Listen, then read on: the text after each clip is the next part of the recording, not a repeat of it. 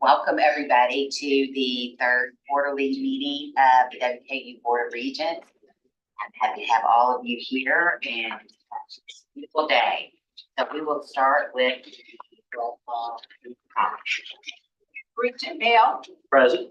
Regent Roddy, Present. Regent Dennison. Here. Regent Hammond.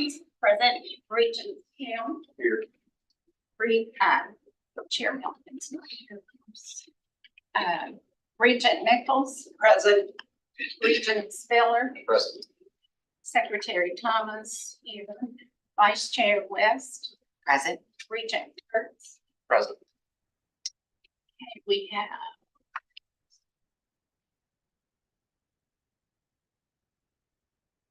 we only missed Harry. So we have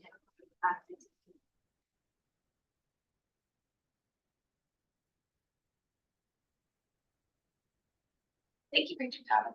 And we have the pleasure of welcoming two new members of the Board of Regents, Jennifer Heeman and Derek Helm.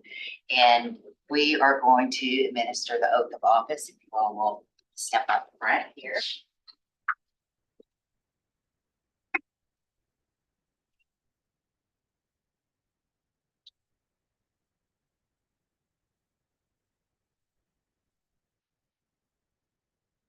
You all can just kind of stand right there. Raise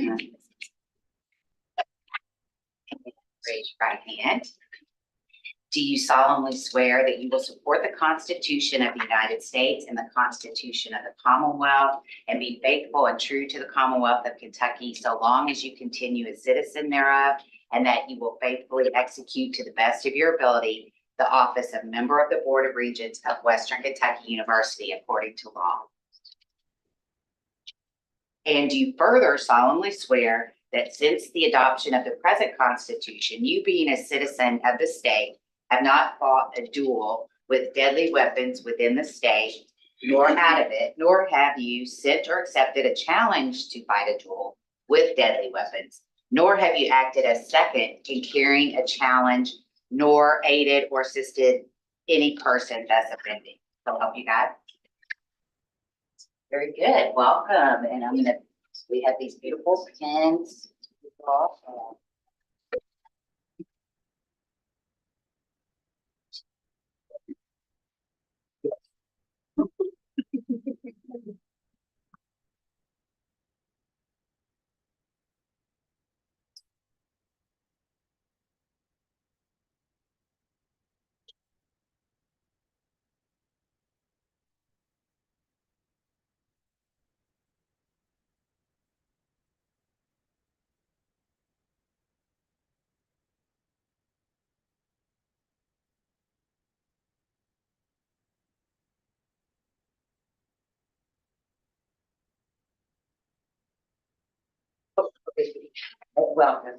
Congratulations.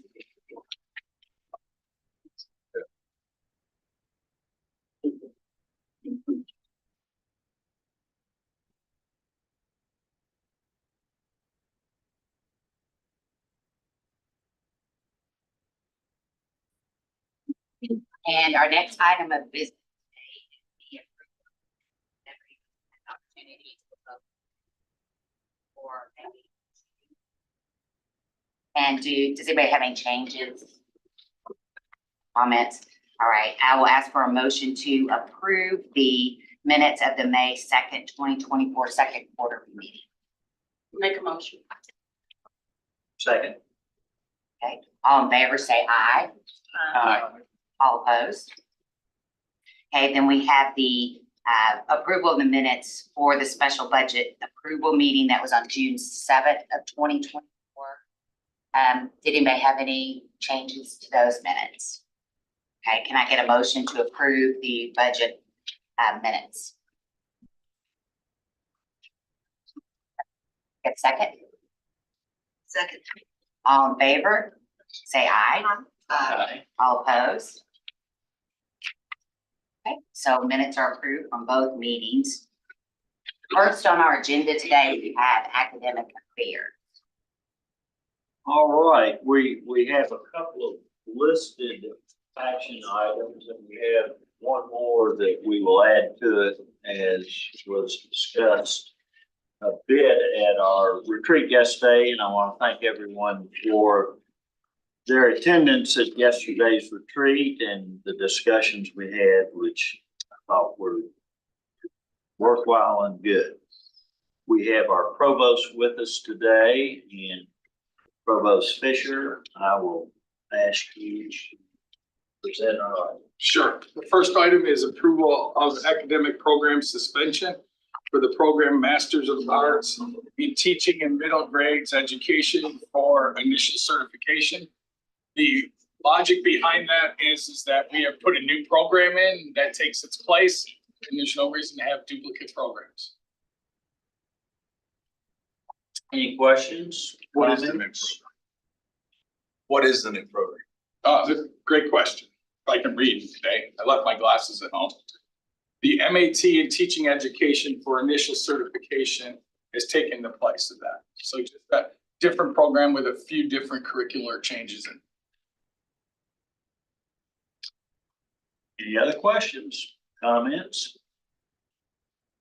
If not, I'll ask for a motion for approval of action item A81.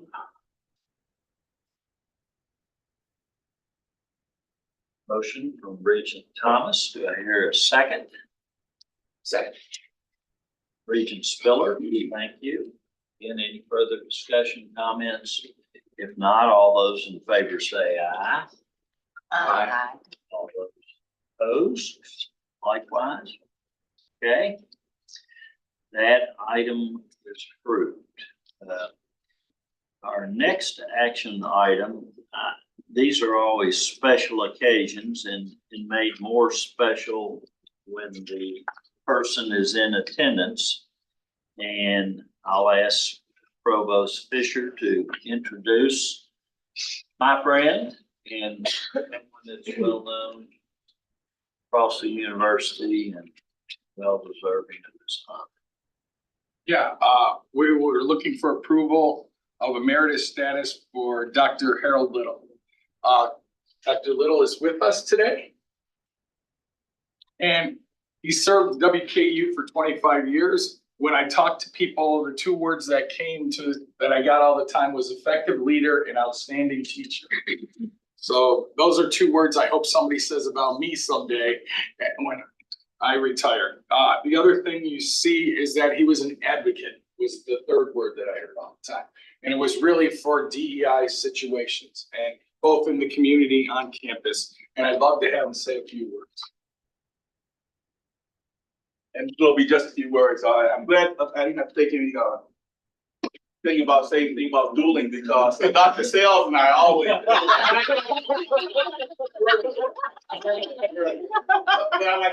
also like to thank Dr. Thatcher, Kane, and the accounting department, and also the university for just a wonderful experience. This is my second career, and it has been outstanding. One of the things I do like to say that I would like to advocate for the university growing its own PhD faculty, because I think that's really needed. It's very difficult to bring people in. And I can say that as department chair because we are in a unique position. And so it would certainly help Dr. Thatcher for us to grow our own and for the board to get behind that. I also like to say one additional thing. I'd like to thank Dr. Katz and Dr. Hall, who are emeritus, because it was under their leadership that I was able to have a very successful career here at West. I thank you all for this honor, and I hope that all have a wonderful day. Thank you very much.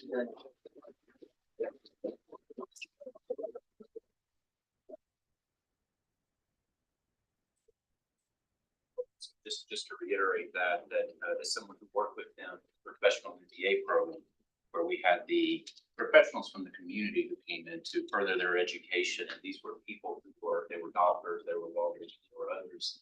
Meeting with them on Saturday mornings, and they universally loved the class with them. It was something they consistently talked about. But I'd also like to share another story. At the end of his career, I remember getting in the elevator with him one day, and he had agreed to be department chair. And the amount of arm twisting it takes sometimes to get a faculty member who's good at their job to step into that role. Well, there was no one else to do it at that time.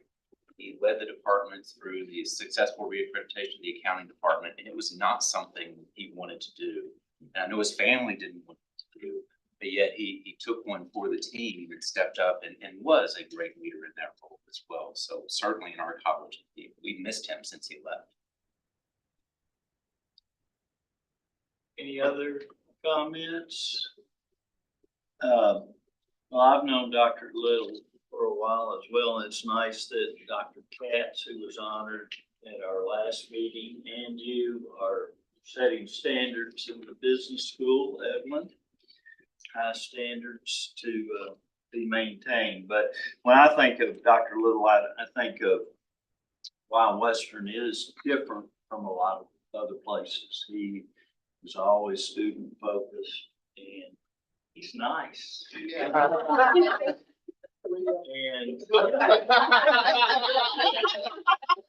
why I said, wait.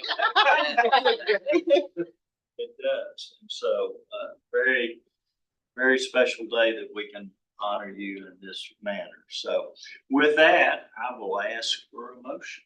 So Regent Spiller. Here a second. Second. All those in favor say aye. Aye. All those opposed, like sign. Motion passes. Congratulations. Thank you very much. Thank you, everyone. Dr. Bell, if I could just say too, first of all, thank you for your comments, but I would not be where I am right now if it were not for people like Harold. We were not in the same department. We were 3 floors apart, but he was a mentor to me from the day I stepped on campus, and he continues to be. So thank you. Thank you. All right, Mr. Provost, I think you have one other item. Well, we have an add-on item that was left from yesterday, which was, I would love to ask for the approval of the mission statement for the university. This was discussed informally Yes. at our retreat yesterday. And it's required by SACS and the board bylaws. And just for anyone in the audience to know, SACS is the accrediting body and we have to be accredited every 10 years. And our number is up this next year. And so this is a necessary hoop to jump through as there will be others next 12 months or so. So any questions, discussion, comments? If not, I will entertain a motion for approval of our mission statement. Currently distributed in all of our information about Western Kentucky University. I move that we approve our mission. Regent Dennison, thank you. Do I hear a second? Regent Thomas. Any further discussion, comments? If not, all those in favor say aye. Aye. Opposed, like sign. Motion passed. Great. We have one other item on our agenda today, and I believe we have some faculty members here today for a presentation. Provost? Yep, we have 2 faculty members here today to show you the type of research that they're doing. It would be Dr. Ellen Casale and Dr. Stacy Liggett. They will be talking to you today about, I guess I should tell you where they're from. Dr. Casale is an assistant professor duly appointed in the School of Leadership and Professional Studies and Teacher Education. Dr. Stacy Liggett is an associate professor and program coordinator of the Education Administration program in the School of Leadership and Professional Studies. The title of their talk today is up there on the board.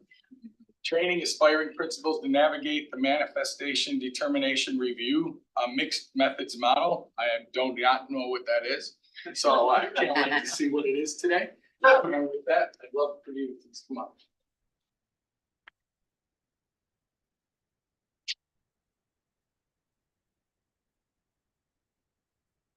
I am Ellen Casale. And I'm Stacey Leggett. So the work we're going to share with you is part of a second study that we've done out of 2 grants that we received. We received a mini grants, a $7,000 grant from the Kentucky Excellence in Educator Preparation from the Cedar Center, and we received an internal grant from CITL. It was an innovative teaching grant, and that was able to help us to fund some curricular revisions across several courses in our program. And to give you just a bit of context very quickly about the importance of this work and our problem of practice is targeting in-service principals and those to be serving. So our programs, right now we have students that are already serving in the principal capacity, and the standards that are out there require that principals are trained in equity, that they are equitable leaders for inclusion and overseeing a safe and orderly environment. And this overlaps for students with disabilities in a very specific way. So students with disabilities historically have been discriminated against within public schools and removed, and there's plenty of case law and federal law outlining that, disproportionately so. There is a federal act that has specific procedural and substantive safeguards in place to protect that student population. And the manifestation determination review process was put in place by those federal acts and amendments to those. Most principals come from a general education background, meaning that they don't have a certification in special education, and therefore most of their previous training may have only included one class in special education, usually at the undergraduate level. And most principal preparation programs, with the exception of WKU, don't explicitly address special education content in their training. Few states require direct training in special education if you look at the state regulations. And so this gives context to the importance of this specific work. So a little bit about our research design. This was a self-study. We were studying our own program and our own work. We looked at pre and post assessment and did a comparative content analysis, which is a type of discourse analysis. And we used mixed methods. It was exploratory for us to understand using quantitative and qualitative approaches. And here are our two research questions, and they're really about what pathway do students choose? And the second question is about, so what shifts in learning did we see as a result of these changes?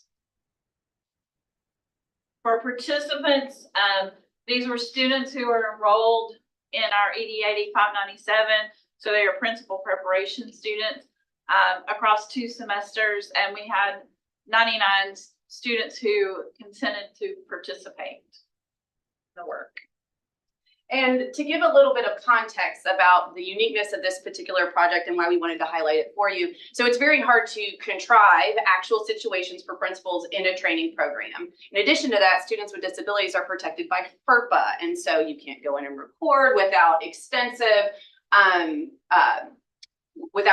consents and things of that nature. And so therefore we created a simulation and training component as part of our course. And so we did use Qualtrics, the WKU Qualtrics, to create a simulation path. And so students completed this simulation path, which I'll show you in just a couple of slides. And then we had embedded content within the course that walks them through the legal requirements around disciplining students with disabilities. And so they would take the simulation, intervention, they would receive the content through a forced training pathway. And the interesting part about the simulation, the data we are showing you today are going to capture our analysis of question 11. We just presented this last week in San Antonio at an international conference.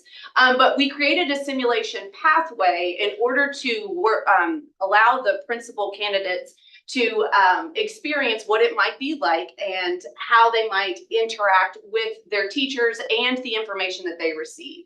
So there was a presenting concern within the simulation pathway on Qualtrics. There was audio recordings. There was student data that were presented. There was a disciplinary issue that came up with a student with disability to provide the context. And then the way that we collected data is we captured the principal candidates' decisions at different points. So it's very complicated to do on the online platform, but we were able to get it done. And so the data we are showing you today is an analysis of one of those questions that the participants answered. And we completed both quantitative and qualitative analysis, and we'll present quantitative first. So one type of quantitative analysis we use in an Excel spreadsheet where we have their responses. We did the word count. You can see the formula we used to count the number of words that they used in responding. Our hypothesis was that on the post-assessment, they would use more words, that they would elaborate more. And use of academic vocabulary, this is an example of how we search for one term, behavior manifestation, but you'll see some other terms that we searched for. So the word count surprisingly was almost the same, the mean word count on the pre and the post assessment, but the standard deviation was much different. So we went from 25 to 34, so a 36% increase in the standard deviation. So they wrote about the same mean, but some wrote shorter and some wrote much longer. For academic vocabulary, you can see the words, the academic vocabulary that we searched for across the top. And you can see our biggest increase in this initial question was an additional 37% of students asked about IEP specifically. And there were also increases in students using accommodation or behavior intervention plan, but there were decreases in supports, intervention, and modification. And it is important to note as well, for a principal, they are part of an manifestation and termination review team. So they are one voice within. And so as we discuss these findings, it is certainly important that we are seeing the types of words that they are saying and questions that they are asking, which feeds into our qualitative coding that we did as well. So we qualitatively analyze their responses using a platform, Atlas TI. Example codes might be a behavior intervention plan if the student used or described behavior intervention plan, behavior plan, or BIP. Likewise, a code of historical incidents or background information is defined for you there. And what's interesting about the analysis of the codes, these would be the analysis of the highest ranking decreases from pre to post assessment. So what was interesting when we looked at their pre-assessment, as they navigated the simulation, most principals asked general questions as you would for any disciplinary action. So what happened during the incident? What was the background to the student? How are they justifying the suspension incident? There were people that were asking about the diagnosis and disability of the student. There was more discussion about wanting to reschedule the meeting. Why do I need to be there? Because part of the simulation was this principal is not there and you need to attend. So in the beginning, there was more discussion around those things in terms of their responses to how they are going to interact in this meeting. Ooh. However, in post-test, what we see change is almost a complete change in terms of the types of qualitative things they were asking, which is a huge testament to the intervention components that we have in place that they navigated through. So there was more questions about whether the student had a behavior intervention plan, which is tied to federal mandate that we need to implement that. Communication with the IEP team. More questions about the description of the student behavior itself. Their individualized education plan, which is a federal requirement for students with identified disabilities, and functional behavior assessments. So we did see growth in terms of, so even though the mean didn't change, the words that they were using and the questions that they had for the team were closer in alignment with the federal requirements. And so our conclusion, again, how did they navigate? So on the pre and the post-test, students gathered more information versus planning to attend the meeting or not. And again, they provided consistent means, but a larger variability for standard deviation. And on the pre, they asked more questions about the incident, reasons for attendance, suspension, justification. But on the post, they asked questions about, more specific questions about student support and communication with the team. So our next step is, of course, this is part of ongoing curricular changes. We've been seeking grant funding and are about to roll out our fourth class with additional external funding that we received this past spring that begins this fall to continue to train and increase capacity of future principals in special education. We're also going to analyze for demographic differences. We do have students with a special education background that are seeking the principalship and other ed admin certifications. And in our future rounds of data, this is ongoing data collection. We have added demographic questions to seek those answers. We also want to identify continued funding streams in order to upscale this work that we are doing. We are constantly looking for that. And we are seeing a shift in federal funding from the Office of Special Education Programs where they are putting specific calls in for training administrators. So that's very promising. And finally, we want to enhance additional courses as part of our additional improvement efforts and work. the citations. There are more slides for you than what we presented today for the sake of time, but we thank you for your time. Questions, comments? Just a comment, two comments. Number one, thank you. Important work necessary for future educational leaders. But also it dovetails nicely with our conversation yesterday around John Bransford and how people learn and pre-test, post-test, and all the things that we talked about yesterday morning. The second is, this is a great illustration of how internal investment in faculty and their inquiry positions us to go to the next step. And so would you talk a little bit about the other funding streams that you all are pursuing and what those possibly might be? Yes, so we were considering just a couple weeks ago, I'm going to Dean Murphy. One example might be a state personnel development grant or a SPDIG through the Office of Special Education Program. KDE already has one currently, and so we weren't eligible to go after the call for the aspiring principals. We have gotten enough information from the types of calls that are present in terms of the Office of Special Education Programs that they will continue to put in grant goals and priorities around training principals. It's in the federal acts as well. I imagine because of the political shifts that happened during an election year, they haven't released them. Typically, they would have been released in April of this year. And so those personnel development grants are of the utmost importance, and that allows us to provide the training mechanisms. We did apply for a personnel development grant or personnel preparation grant this past year as well, and got great feedback to resubmit that if that call comes back up again. And then state level as well, we are continuing to do those through the Cedar Center and technical assistance, but we are always looking. And if I could comment on the state level, just really quickly. So one of the things that's really important about this work for the Commonwealth of Kentucky is there are two major everyday school problems that we have that this work addresses, right? So we've got behavior occurring always in the classrooms that is constantly sending kids down to the principal or contributing to our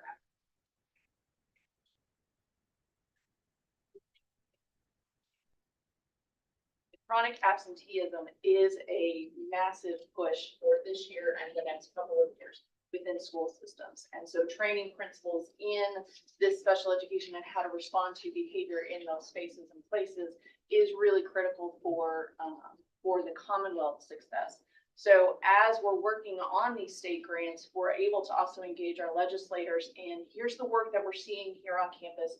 Here's how we can push this out into a framework that affects the entire state and really helps principals within those schools, which also helps teacher retention.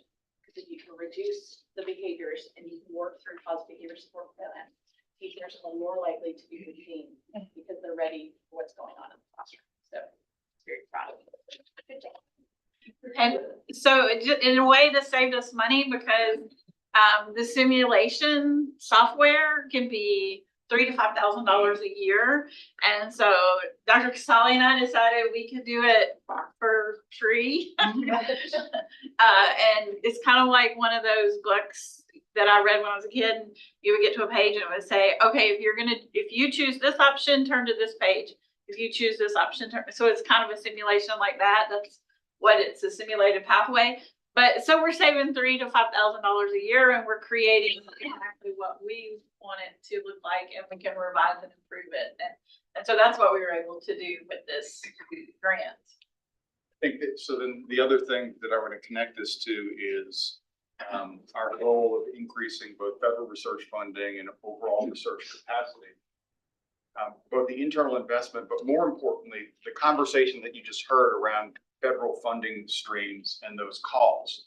What we want is those conversations to happen in every academic unit around the dollars available, the work that's happening, and how do you connect those two. Again, that's a bit of a culture shift for us, but as we continue to mature in this area, you're going to have more and more of those conversations, more familiarity, and more work, certainly with more senior faculty, growing and mentoring junior faculty and how this works. And so I just want to connect all of those threads forward. Any other comments? I'd love that. Well, I'm going to say, first of all, I would say that this is also an example from yesterday of us talking about quality curriculum, quality programs. I think you guys have done a really cool job, and I think it's great. My question is, you have standard deviation increases, right? So that tells me that some students are doing really well and some are struggling in some cases, right? What's the follow-up then with the students that are in the struggle zone? So as a reminder, this is a self-study that's part of a semester. Right. And so this is the I remember. second round of data that we've done. Historically, the students write more on the post-test or pre-test than they do on the post-test. Sure. So it's usually in this particular it wasn't the final module that they do in this course. So I imagine it's a bit of content fatigue. But what I do appreciate is the vocabulary and the questions that they were asking. So even if you were more concise in what you were saying, are you saying the correct things? So one of my personal general hypotheses around training principles is, do you have to know the entire federal law? No, but if you're asking the right questions that are prompting this team in this discussion, even if you don't know the answer to that question, if you are prompting the correct things in that way, it's going to facilitate a discussion and a more legally compliant, but ultimately a more inclusive, equitable opportunity for that student that wouldn't have occurred otherwise. But I would imagine it's probably end of the semester, end of the module fatigue would be my hypothesis. Sounds a bit like what we talked about yesterday, desirable difficulties. And with the struggle, that you do retain more, learn more, and retain that, as you do with pre-testing, which pre-assessment fits that bill. So very interesting. I have one curiosity. You presented last week in San Antonio. How was this received? Did you all come away with that feeling invigorated? Oh yes, we had this was an international conference with mostly national attendees that were there. We had some great conversation. It was a paper presentation that was shared with another session. We had some questions towards the end about the research implementation. There was doc students that are doing similar efforts that they wanted to connect with as well. And I'm trying to remember other comments that we had at the end of the. One professor came and sat in the middle. She sure did. She did, pulled up a chair right in the middle. So that's always a good sign. Good. Other comments, questions from anyone? Well, thank you. That was a great presentation. Appreciate you being here today. Appreciate the work you're doing. Thank you. Mr. Provost, do you have anything else to bring before the committee? If not, Madam Chair, that concludes the business of that. All right, very good. Thank you. Great presentation. We have the Finance and Budget Committee next. Regent Body. Thank you, Chair West. Our first item today was approved in committee in June. It's for the approval of the 2024-25 internal audit work plan. Our internal auditor, Bruce Wiseman, is here if anybody has any questions or comments. Okay, hearing none, I'll entertain a motion to approve the 2024-25 internal audit work plan. Second. Have a motion and a second. All in favor, say aye. Opposed? Now I'll call on Susan Howarth and Ryan Russell for somewhat of a marathon session here on item 2 through 6. First request is to seek approval to increase the asset preservation scope of work from 30 million to 75 million. This project will preserve, renovate, and modernize Henry Hardin Cherry Hall. Good morning. We're going to talk today first about asset preservation. Okay, and want to tell you a little bit about the process and how the General Assembly over the last 2 bienniums has provided the university with a total with our matching funds of about $135 million. And that's critical to the university. It's allowing us to identify projects all over campus and make significant repairs. What's important is the first biennium, they provided us with a total of $68 million. And then the university had a match requirement of $10,212,000. The second biennium, which totals $57 million. What's really great for us is that it does not have a match component. So it's really helpful to the university. And they also put in that guidelines in statute that we can also address some of the student, pedestrian, parking areas on campus. So we have added into our request some work to be done on 3 different parking structures on campus. So thank you, General Assembly, and the work that just totally needed on our campus in deferred maintenance capital removal. Thanks. Cherry Hall asset preservation. Well, when we received the first funding or the asset pool, we were required as a university to supply a list of projects immediately, which totaled over $80 million. But one of them that we earmarked was our historic Cherry Hall. Cherry Hall was built back in 1937. It's 105,000 square feet. We really have probably every student that comes to our campus goes through Cherry Hall. It is aging on the inside, the infrastructure, the mechanical, electrical, plumbing, the things that you all don't see. We have to keep up, and it is past its useful life. It needs to be replaced. Leadership recognized that. They said, we're going to let you earmark $30 million to do that next. One of the things and the goals of the university is, one, it's an iconic structure. That's the beautiful facade. We also have some historic elements within the building, but we also have a great desire to modernize this building for teaching. And that is really important. ADA accessibility, the restrooms. If you've not been in there in a long time, it's even hard to find a restroom. They're kind of tucked away in and out. So those things are part of the scope of what we'll work on. So what we're really asking is that we did an assessment. We had a professional team come in. They gave us a report that was 80 some pages, and our funding of 30 million was inadequate to do the scope changes that we desire to do in Cherry Hall. So we would like to increase that amount using both source of asset pool funds up to $75 million.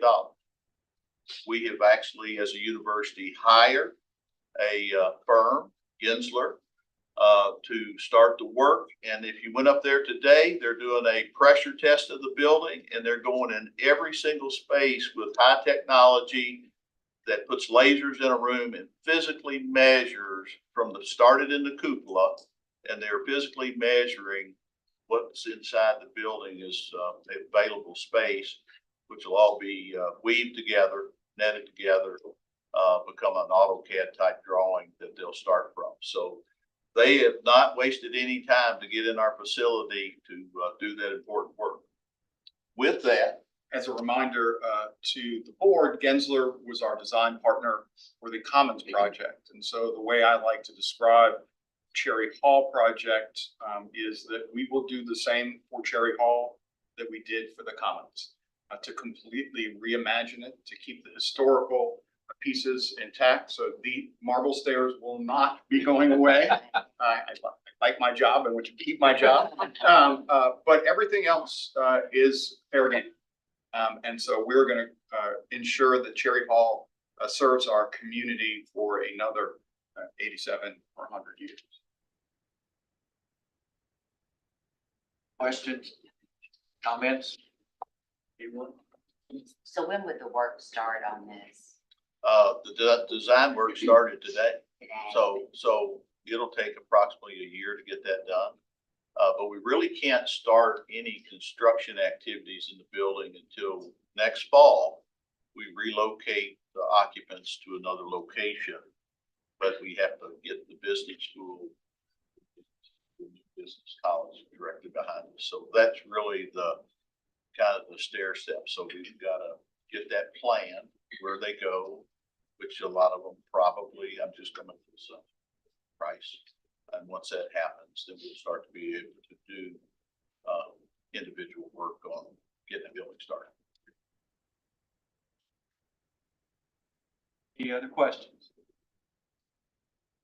If not, I'd entertain a motion to approve, to preserve, renovate, and modernize Henry Hardin Cherry Hall funding authorization from 30 million to 75 million, using both the asset preservation sources enacted by the budgets of the Commonwealth, 22 RS HB1 and 24 RS HB2.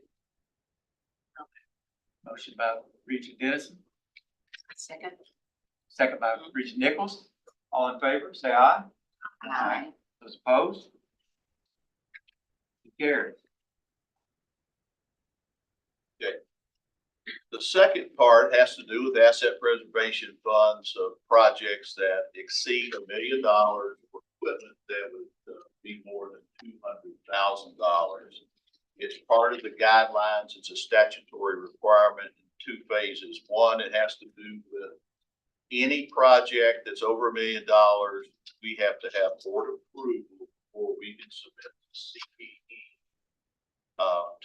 To ensure eligibility of reimbursement. So that's one step. And then the other part is capital projects and bond oversight committee. We have a statute. Any project that exceeds $1 million work with has to be approved by the board to be initiated in process. It's a guideline. So with that, we have a list of projects that we would like to submit to the board. Totals about $27.5 million of the total. But they're critical projects that we either had started on or in process or got design work going or have had studies completed. So I could go over each one, or we can talk about any one specifically. I'll be happy to do. How would you like that done?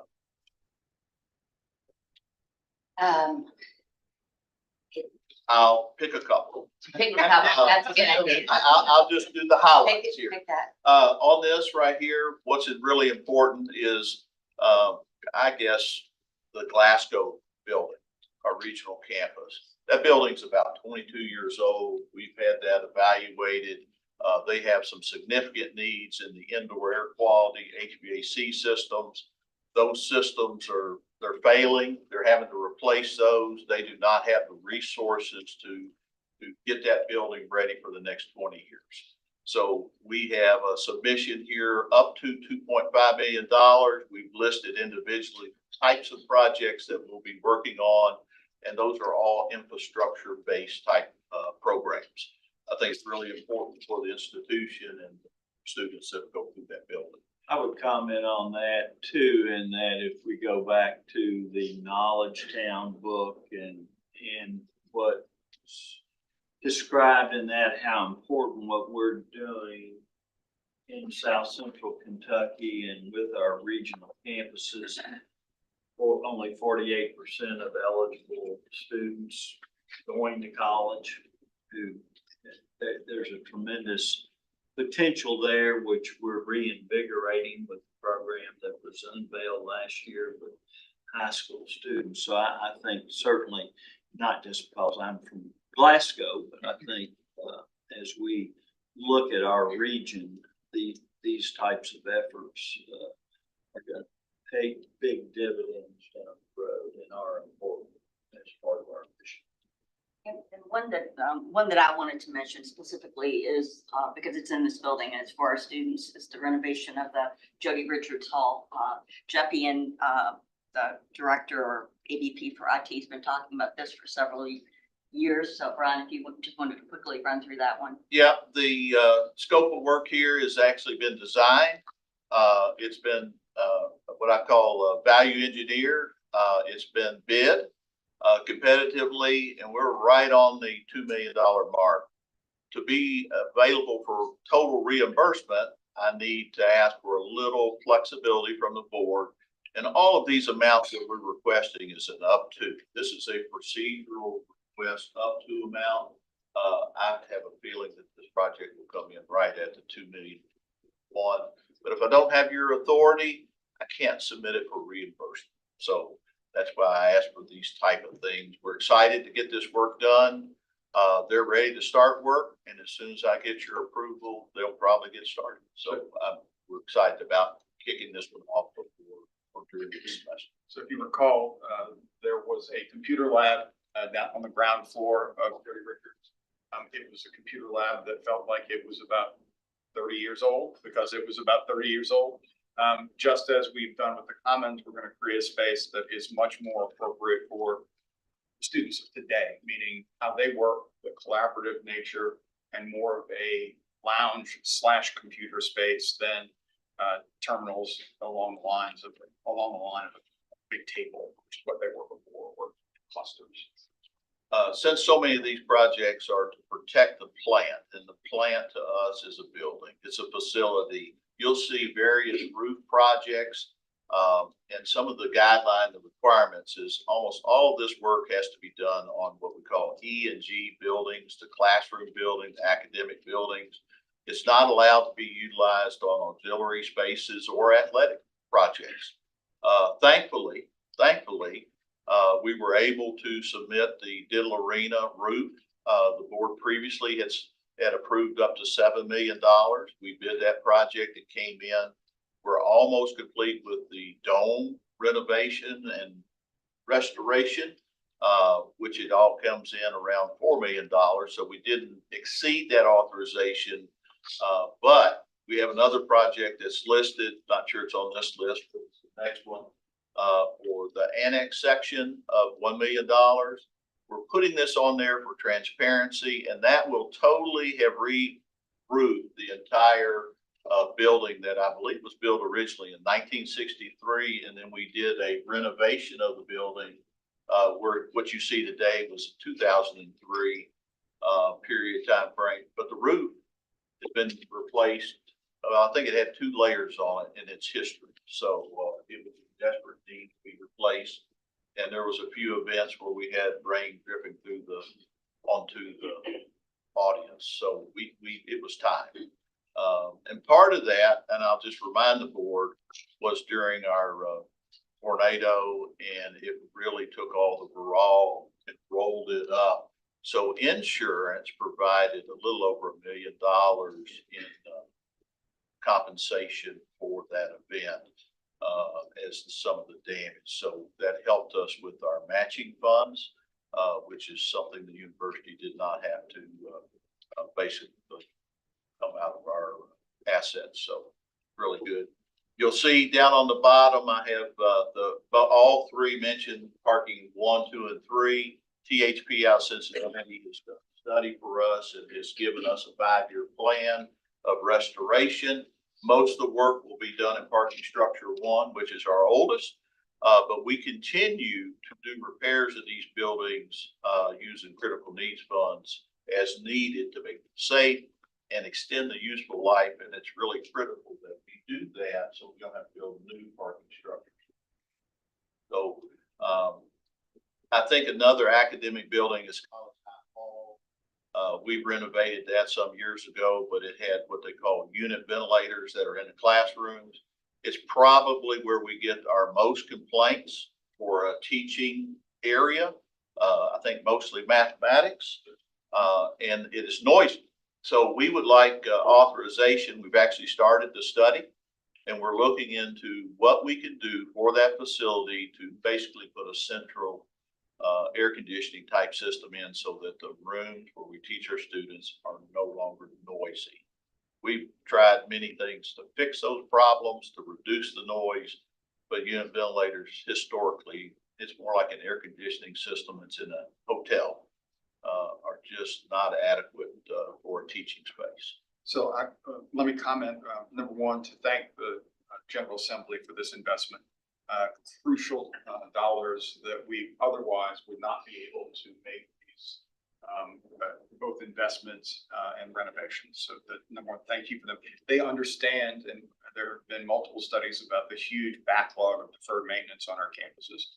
Number two, when you think about, for those of you who have read the campus master plan, there was a building usage study, and additionally, there is a quality of experience that walked alongside that. And so 3 lowest performing buildings with the highest traffic rate were Cherry Hall, Academic Complex was number 2, And then actually, the worst was Grice Hall. But if you think about what we've managed to do because of the largesse of our legislators, and we spent a lot of time working this issue. In the next 5 years, we will have fixed essentially Grice Hall, Academic Complex, and Cherry Hall, and addressing those major needs in the campus master plan. So with that, Okay, any questions, comments? The total of these projects will be up to $27.4 million. If there are no questions, I don't want to rush us, but I'll entertain a motion that the board approve the asset preservation capital projects as listed. Motion by Regent Dennison, second by Regent Thomas. All in favor, say aye. Opposed? thank you. Yes, sir. Our next project here that we're going to talk about is our approval of our press box and field house increase. On the left, we have a rendering that was done by HSK Architects and K. Norman Berry. We were given access to start a project back in about November to start the construction. On the right is a picture of a few days ago of the press box that's strategically located over the Harball Club that looks seamless, like it's always been there. I actually walked through the building a couple of days ago, and I think everyone that gets an opportunity to go through that would be very impressed with, one, the accomplishment of where we started to get it finished, and how important it is to the athletic program in Western, and the national visibility that is going to be the exposure we see on television for our athletes and for the institution. So I'm really pleased with how this progress is taking place. We have basically a total investment of about $9 million of the authority here that's invested in the press. Next. Underneath is the Jack and Jackie Harball Club. And that's critical to the operational side of athletics and HAL. And on the left is a rendering of what is going to be transformed to. And the right is a few weeks ago when we took a picture, and they'll be open and operational before the September 7th ball game. So that's exciting, and it's really quite a transformation. Now we're looking at the Hilltopper Field House project. On the left is the rendering of what it's going to be. You see on the right is the actually construction site, which is the old practice football field. It was also the home to the Paul Orbison Baseball Clubhouse, and the batting facility that was there. Those things are now gone. We are working on putting in the footers and foundations for this facility, which is a 120,000 square foot facility. And it's also going to be the new home for the WKU forensics. It's also going to be the new home for the esports programs. It's going to be the home where Big Red Band gets to practice, the largest marching band in the state of Kentucky. And so they've not had a home. We've kind of moved them around for many years at different locations, from South Campus to South Lawn to sometimes have to go practice over at the track facility across the way. So they're going to have a place where they'll call home. Also inside the facility, we'll have a place for the new baseball program and hitting facility, all in this new facility, and with a completion date of fall of 2025. Using the construction management process, it allows the university to put out bid packages in as needed for long lead items. The longest lead item for this building is the pre-engineered metal building, which has been ordered for quite some time. We've just received all the other bid packages in a few weeks ago. We have plugged that into the budget, and with that, we need to the construction costs of this facility are exceeding our authorization.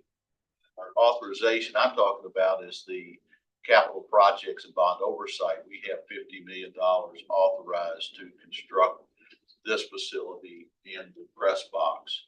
And So with that, my request is, or our request is to increase our authorization by 10 million, up to $10 million, which will make it $60 million. The actual cost that I have in our estimate with firm cost is probably more like 57.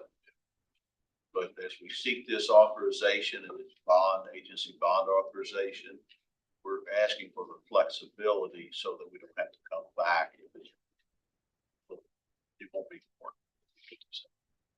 Brian, do you want to go over some of the significant factors in the cost increases? I'll be happy to. The cost increases across, and this is really interesting. Since 2020, the construction industry has experienced significant cost increases. And from 20 to 21, construction costs have seen a 17.5 year-over-year increase, marking the largest spike in this data since 1970. In 22, the construction cost index forecasted a 14.1% year-over-year increase in construction costs. Material price increases since 2020, building materials price has risen 33%. Service price increases, services used in construction, such as trade services, transportation, warehousing, has been 18.5% since 2021 and 39% since the pandemic began. I don't like to talk about the pandemic because that happened basically, we knew it was real in March of 2020 when they said we're not going to be watching basketball, right? The NCAA tournament. And I thought, oh boy, this is real. I didn't really think it was real, but when they did that, I thought that's billions of dollars that they're just turning off. That was significant. Future projections, escalation was expected to stabilize to the 2 to the 4% range in 23 and 24, aligning with historical averages. With that said, prices have surged 35.7% since January 2020, although 80% of these increases have occurred since January of 2021. And I pulled this data and information straight off of the internet. It's public data. It mirrors what we've seen. If you look at the cost increases, 15% on average year over year, that's 30-some percent, about 30%. And I know that is how do you get there? It's gotten there very rapidly. This is a historic cost increase to all higher education in the state of Kentucky. All of the institutions went to the Commonwealth and asked for additional funds to all the projects that had been submitted and funded. And it's unfortunate, but we seek these additional funds so that we can complete this project. Questions or comments? So we have new board members. Could you remind us what the old press box was like? What the old press box was like? I will tell you, the old press box that building was built in 1968. And if you never have been to the old press box, I'll be happy to give you a tour. But you got to be in good shape to get there because there's no elevator access.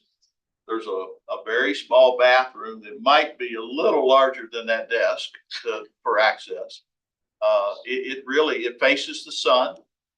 And honestly, structurally, it's not in the best condition at the top. So it is in need of repair. But the original idea to do a master plan, and Todd knows well, 2010, the athletics department paid for a athletic master plan, much like the university did for our physical assets. So they funded their own, and it was in the study. And at that time, they thought, hey, 2010, it's going to take about $6 million to add an elevator, make it ADA accessible, kind of modernize the box that we had.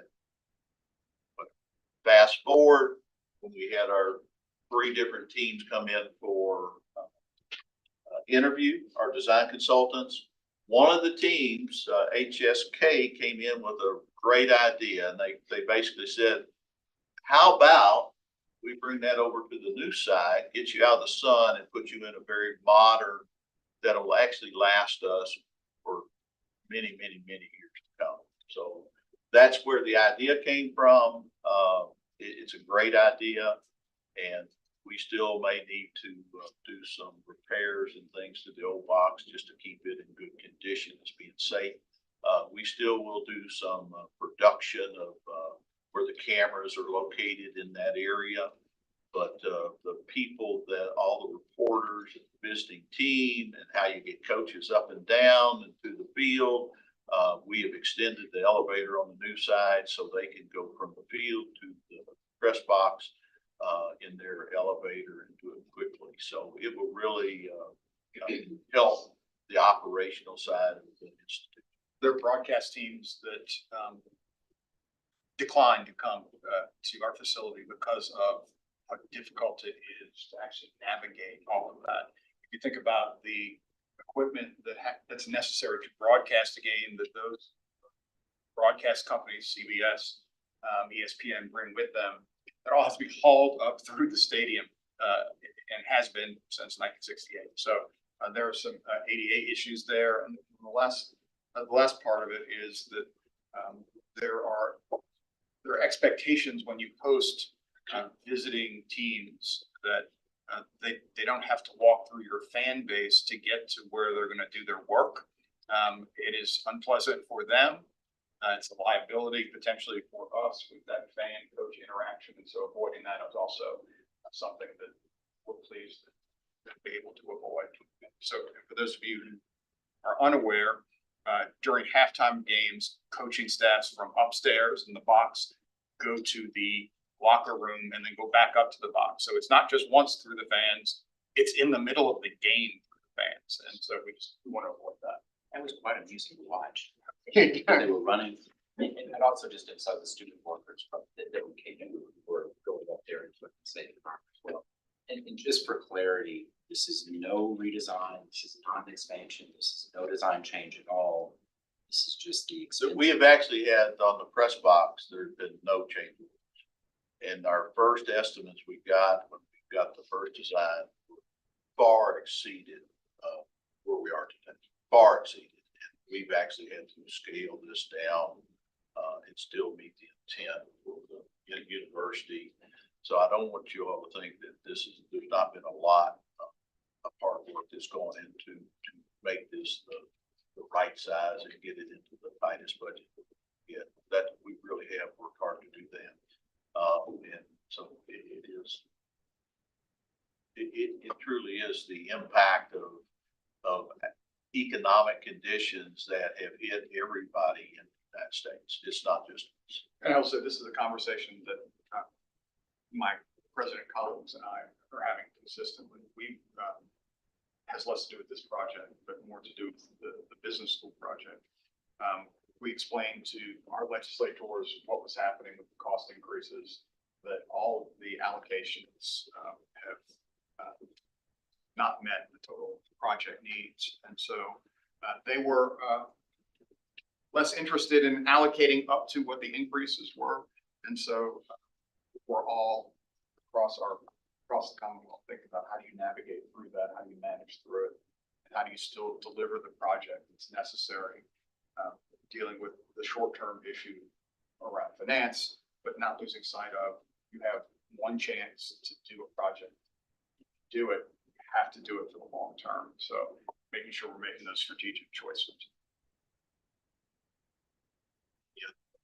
The previous two items were much easier. It was the Commonwealth's money. This item and the next item is our money. So do we have any questions?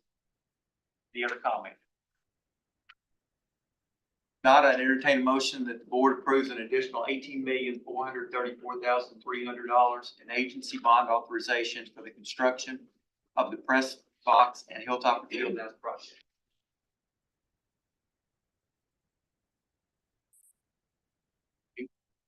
By Regent Dennison, second by Regent Nichols. All in favor, say aye. Aye. Opposed? Thank you. Our next project, you can look out the windows when the blinds are open, the drapes are open, and I think you're going to see an absolutely phenomenal building. On the left is a rendering that was done, that the board had seen in the past. And on the right, you can see, a couple of weeks ago where we are. It's actually exceeded that, even since that picture was taken. But the state of Kentucky, the General Assembly, in House Bill 20, it's not 22, but the General Assembly, in House Bill 1 in the 22, they provided state bond funds of $74.4 million. And so this project was submitted in our 6-year capital plan at that amount. And those early estimates of that project, it takes time to get those. And that was our request as a state institution. So normally, those funds would have been adequate. And I know some people that we talk about that. It's what's happened. I mentioned, in being in this role for 15 years, we have not exceeded our request on any project until then. And so it's unfortunate, but we knew it early. We knew what we needed to do. And so we've done some things with the building, right?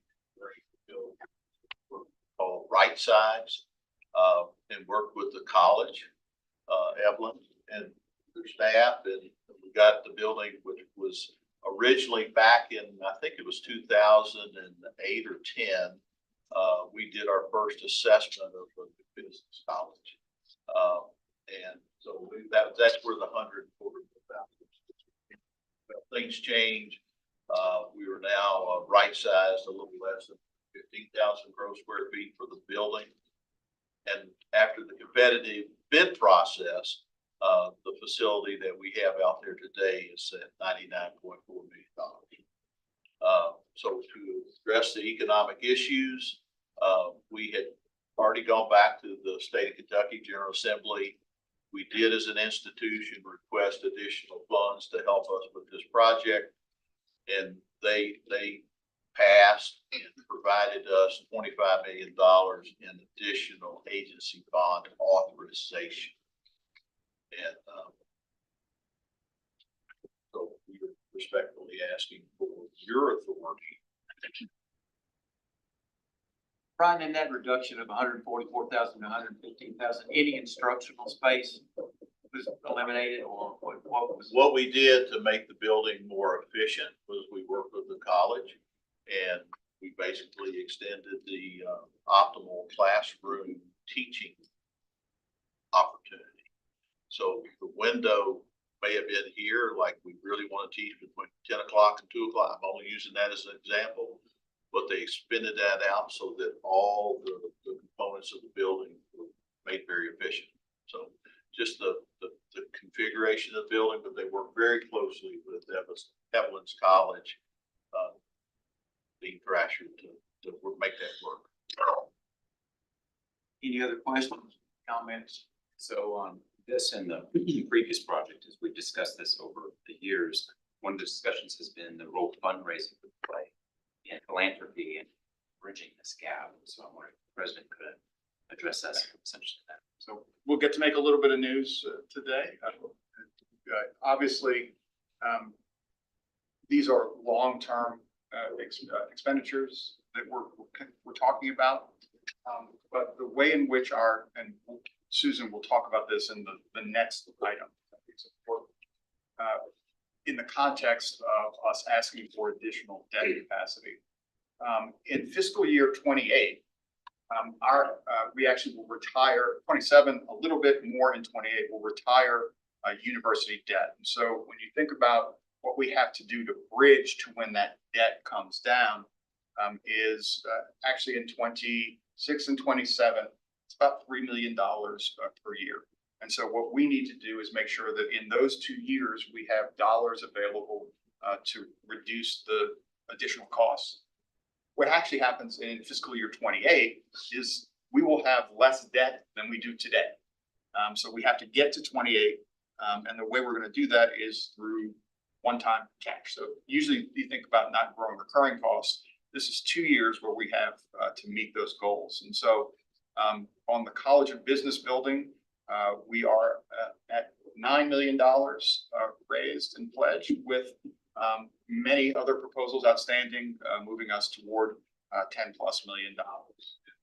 So I'm excited about that work, and I want to thank Philanthropy and Evelyn and all the folks who have been working on that. I'll thank myself too, as I've been walking around with my hand out. And then the second is we have an announcement we will make later this fall around a really important gift that will help defray some of the other costs on the field house side around athletics. And Todd, that gift, the median of it, it is a complicated gift because there are incentives built into it, but it is $5 to $7 million. And so another really important investment in our institution that is going to allow us to actually make sure that when we hit 28, our debt load comes back, but we don't do anything to the budget item. Any other questions or comments? If not, I'd entertain a motion the board approve the $25 million agency bond authorization for the new Gordon Ford College of Business. So moved. Motion by Regent Bell, second by Regent Thomas. All in favor, say aye. Aye. Opposed? Motion carries. Susan, I will call on you to approve the Yeah, I'm gonna, approve the resolution for funding authorization. That's right. Sale of general receipts, obligations, and refunding obligations in the aggregate principal amount not to exceed $81,355,000. I know this sounds like a lot of money, right?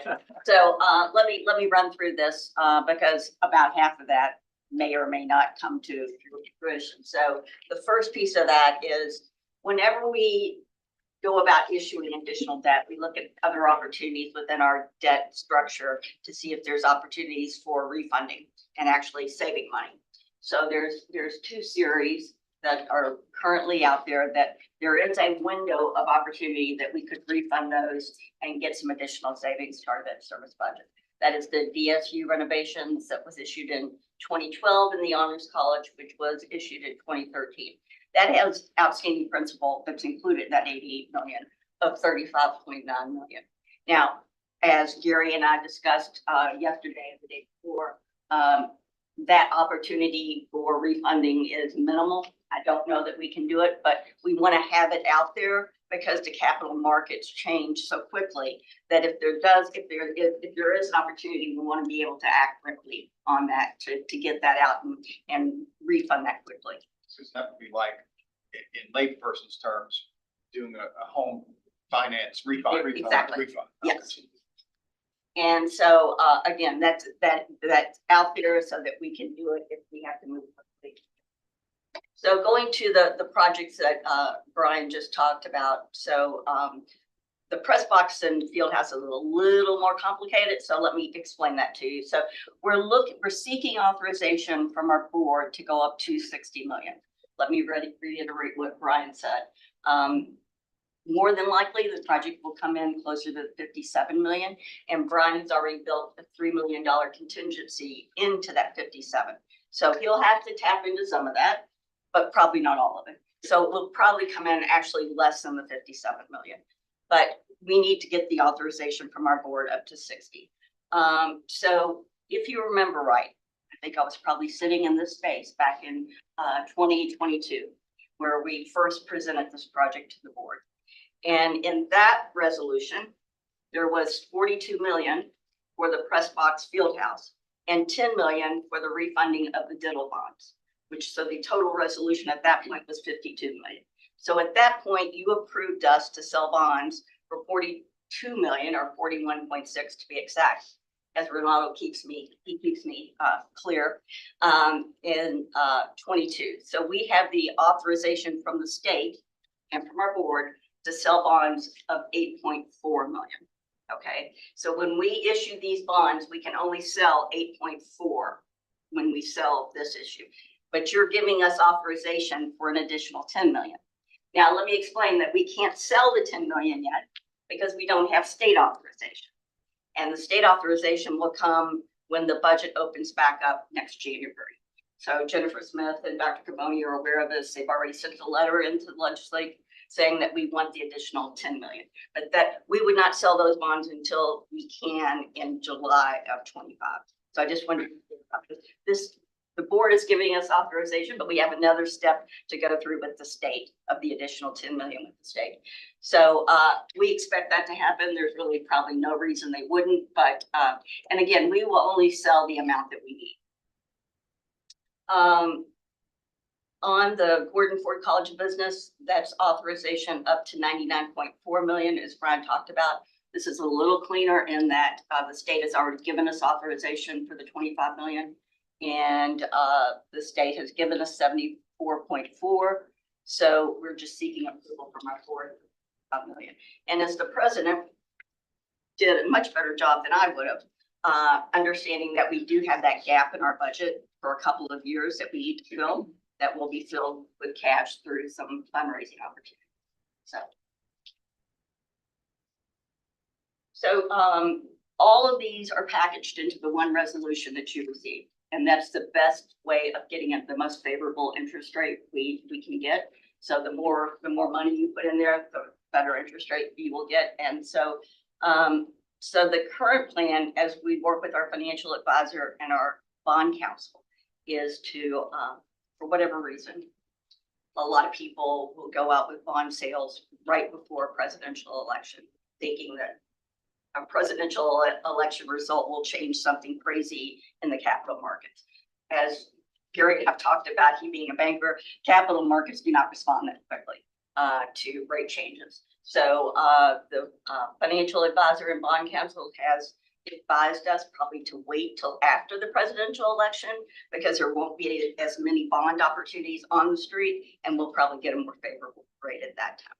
So that's when we are looking at this point to issue. Now, whether something changes between now and then, we'll just have to wait and see. I think this graph is important for the board to see from a graphical perspective that here at Western Kentucky, we were at high point on long-term debt back in 2014 of 196. That has dropped down in 22 to a low point. It ticked back up when we issued that 42 million for the original field house and press box, and has gone down slightly. It'll tick back up a little bit for this reissue. And then you'll see where we start dropping when we retire some of our existing debt. And again, this shows you what our annual debt service budget looks like, and you'll see that tick up of about 3 million for a couple of years, and then it drops back off in the 28 timeline. And I want to mention, Regent Brody asked me around the 25 million, can we just go raise that? And as much as I wish we could, we have to balance capacity to raise, and then thinking about cash today versus not cash today, other ways of giving. But also a reminder to everyone that WKU has historically built buildings this way. We have not built buildings with fundraising. As a matter of fact, for example, the Honors College, that $19 million construction project, looking back, there is not a single dollar of fundraising cash that went to the construction price. And so this continues kind of the practice that we have, the challenge that we have as an institution. We're still fully a third of our students, their first in their families to go to college. We raise money. We raise about $20 million a year, every year, to be consistent. But we don't raise $100 million a year. And so just want to put that out there. This is historically how we've done this.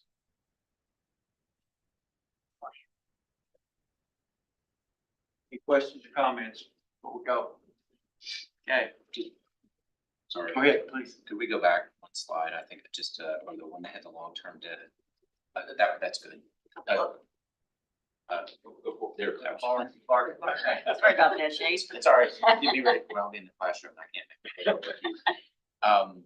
Just, you know, we've had a lot of conversations this summer around the budget, ongoing conversations, and we did yesterday as well. Just looking at That's a $3 million increase or $2.5 million increase in the budget for next year. And we have the budget realignment strategies going this year. And we extended those into next year as well, and just taking on an additional $2.5 million. It doesn't seem like a lot, and yet every dollar matters right now on this campus. So just speaking to, again, fundraising, but what's your thoughts on how we put that additional part? Yeah, and I think that the news around $9 million, it's not all cash, but there's a great deal of cash that allows us to navigate through this. And the same thing is true with some athletic fundraising that's happening and other fundraising, that we should have the cash on hand to cover those 2 years of increases. We'll earn the cash, but we'll protect the budget, and it will also help obviously retire the debt.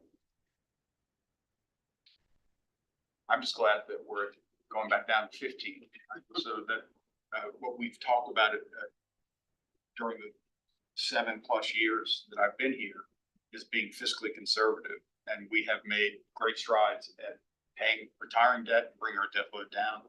We're continuing to do that even with the construction project. So conservative, Susan knows we're fiscally conservative in terms of debt and construction, and want to continue that progress. Well, and those of us who've been here a long time, remember those years that are on the previous slide and the deep concern that we had in this campus. That's a lot of long-term debt before he got here. I will make that statement. Anything else? If not, I'd entertain a motion to approve the resolution providing for the authorization, issuance and sale of general receipts, obligations, and refunding bonds in an aggregate principal amount not to exceed $81,355,000. Motion by Regent Dennison. Second by Regent Nichols. All in favor say aye. Aye. Opposed? Madam Chair, that concludes financial budget. Why don't we take a break, 5 minute or so break before we go on to student affairs?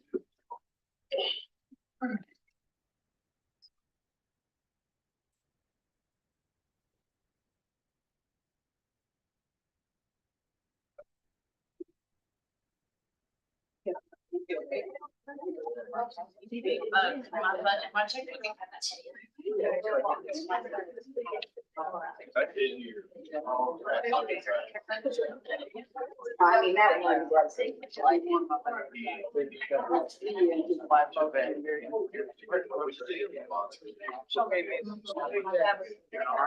Oh, yeah. So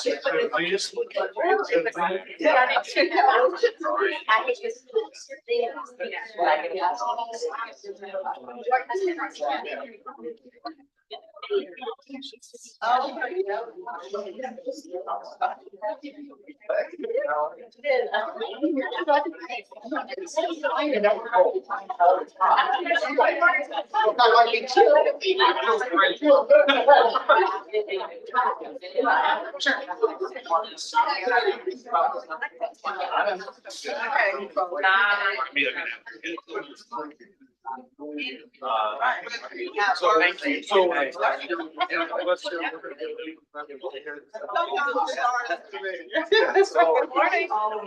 How are you? I can only imagine.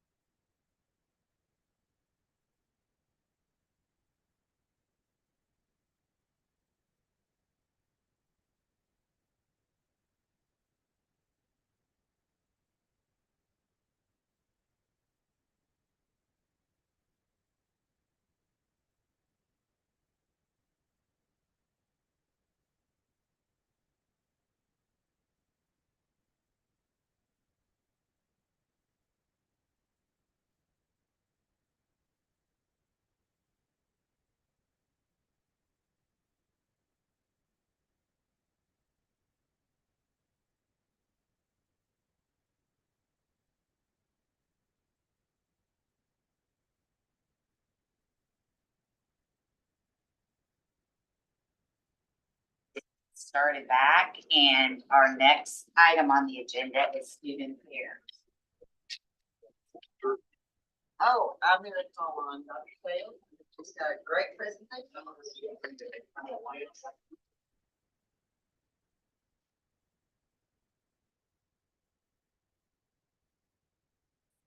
Good morning. It is my privilege today to introduce another group of our faculty students. These students are actually housed in our College of Human Health and Services in Boston, and they're from the Department of Communication Science and Disorders. So I'm gonna turn it over to Dr. Gray. Good morning. Morning. Good morning. Thank you so much for having me. Hello. This is like being in class. Okay, well, good morning again. I'm Dr. Kimberly Green, and I'm the Department Chair for Communication Sciences and Disorders, which is housed in the College of Health and Human Services. We are so excited to be here today and have an opportunity to share with you a little bit about our programming, and particularly one program in particular. Oh, there's a little delay. You did warn me of that. One program in particular, but let me tell you a little bit about our department. In Communication Sciences and Disorders, or CSD, we have 4 programs, beginning with our undergraduate program in Communication Sciences and Disorders. That's the undergraduate major. And many of those students actually funnel into our minor that we're going to highlight today as well. We also have the pre-SLP program, which is a leveling program, and that allows people who already have their undergraduate degree in something else. Maybe it's kinesiology, sport and rec, maybe it's nursing, maybe it's education, something outside of the graduate discipline that allows them to take prerequisites to be eligible to apply for a master's degree in speech language pathology. Then that takes us to our graduate program in speech language pathology. We have both a campus or residential cohort. We also have a distance cohort. That's our largest program in the department, and that distance cohort, or that distance program, has been in existence for more than 20 years. So we're really excited that we're able to say we've been offering distance and virtual education for 20 years plus. In fact, we have a number of rankings within this academic year alone, across nationally speaking. But what we really want to highlight today is our American Sign Language Studies program. Within that program, we have the ASL, or American Sign Language minor, and we also have a certificate in deaf studies. But you don't want to hear from me. This is all about the students, because they're the ones who really benefit and take the ball and run with it. So I'm going to pass it along to our student. Before I do that, I'm going to talk a little bit about our ASL minor. So the ASL minor has 134 declared students. We also are the 4th largest minor in the university, and we've never been below number 4, actually. So that's also something we boast about. And in fact, we also have representation from every single college at the university. So our ripple effect is very wide with this minor. And in fact, we're also extending our reach through dual credit to be able to reach out to not only Warren County, but also Barron County, thanks to our amazing ASL faculty who are with us today as well. So I'm going to pass the mic now to Piper Poteet, who is a senior in psychology, a psychology major, and she is also an ASL minor in deaf studies certificate minor as well. Good morning. As you were just told, my name is Piper Poteet, and when I was told that I would get to come speak to you all, I really had to think about what I wanted to talk about. I love this program so much. I've been part of the program for 3 years. I work in the lab. I'm one of the peer mentors in these beginner level classes, and I am so involved in this program. I really had to decide and kind of narrow it down. And I think that the most important part, and the thing in the program that makes the most impact, at least on me, is the community that we build, right? We have 6 different classes that typically takes about 3 years. And that can create a separation, right, between our ASL 1 students, those beginners who know barely their alphabet coming into this class, and then our upper level students that can have fully fluid conversations, right? There's a big separation, but we have our ASL events, our ASL organization, which you all have towels for. We have a lot of things that we do in the program to try to bring together these lower level and upper level students to make sure that they know that yes, they can ask questions to people. They have their peer mentors, they have their faculty, but they also just have friends in the program. And because we have created such a wonderful community within the program, we have an opportunity to go outside of just ourselves. So as Dr. Green mentioned, we're all over Western, right? We have people in all of the colleges, but we also go out into the community. We invite the deaf community to our events. We have students signing at football, basketball games to help reach the deaf community there. And I can't speak for other students, but I've been volunteering with the Center for Courageous Kids, Kentucky School for the Deaf. I worked at TC Cherry for a semester, and I've been able to reach so many more people having this ASL knowledge, but also the community of the program behind me. I've been able to go out and represent the ASL program and Western and reach a community that might not know this ASL program at Western and how strong and how good it is and how much it can help people. And I love knowing that I get to go out and represent my teachers, my friends, but also my university in our community. Thank you. Thank you so much, Piper. And I get to see some of you during graduation. And one of the things you probably noticed at graduation ceremony is that we always have someone who is signing the national anthem. And that again is thanks to our ASL minor and our faculty who help support these students to be able to have the skill to provide those services. We also, as she mentioned, advocate for those in our community who are hard of hearing and are deaf. And so while we don't provide interpreting services, we're able to advocate for those who are in need of them. So now I'm going to pass the mic to one of our alumna who is joining us on screen today. Dr. Kenya Embry Wright is going to be joining us, speech language pathologist. She's joining us from Louisville, and she is going to take over with letting you know a little bit about her experience as a student, how that's transferred to her experience as an alumnus. Dr. Wright? Hi, everybody. My name is Dr. Kim. Good morning. Thank you guys for the opportunity to speak to you all about how the ASL department has impacted my career. I am a two-time very proud alum of WKU. I'm always talking about the experiences that I gained at WKU and how that really transformed my career. So I am an ASL fluent speech language pathologist. I specialize in working with deaf and hard of hearing children. And my career is 100% due to my involvement in the ASL department at WKU, the support and experiences allotted to me from the ASL department coordinators, as well as the faculty and teachers who poured into me. Day one as an ASL 1 student, voice off, learning sign language, very, very much scared and intimidated. But being immersed in that environment is really what allowed me to take up the language and become conversational. Similar to what Piper said, you know, those deaf enrichment or deaf culture events where we are able to go out in the community and Bowling Green really helped my skills. And also just being able to be taught by deaf instructors as well. So when I'm talking about the fact that I, you know, am fluent in the language, I'm conversational, I also have taken on more opportunities within the deaf community. My research is related to language development in deaf and hard of hearing children. I'm involved with Language First, which is an organization that supports bilingualism for deaf and hard of hearing children. So all the things and all the many hats that I wear, as well as you can see here, when I studied abroad with the CSD department, I was able to sign with a deaf man, a random deaf man who was lost in the train station, to help give him directions in Paris. So, you know, overall, I've just had a very positive experience. Many times when I'm in the community here in Louisville and I see a deaf person, you know, I will sign and they're like, where did you learn to sign? Like they're just blown away. And I can say WKU, I learned at WKU, it was my minor, and learning from deaf individuals themselves really has made my skills, you know, where they are. It's super important to learn from deaf people themselves because it's their first language.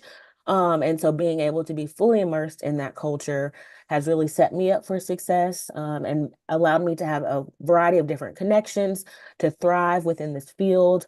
And then also after receiving my PhD this past May, being able to, go into academia and be able to um, provide that information to students who may be interested in this field as well.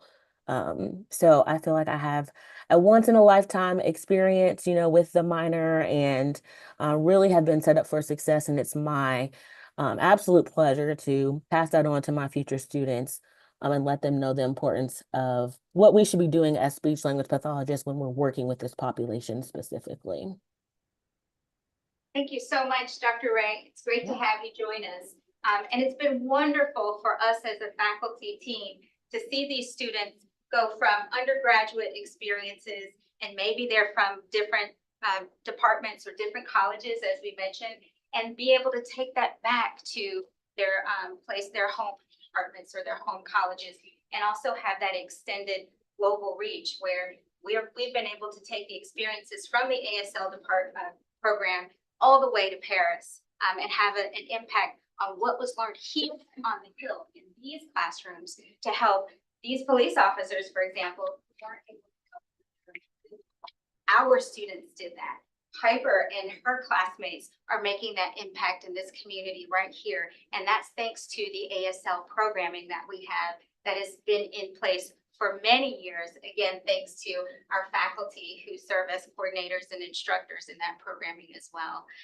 So with that, we also want to take a moment. I'll pass the mic back over to Piper, and she's going to share with you a little bit about our signing. So all of our ASL 1 classes, they go on a tour of campus, and they have their peer mentor, who is an upper level student in this class, and then their teacher. We split them into groups and go on a tour of the whole campus.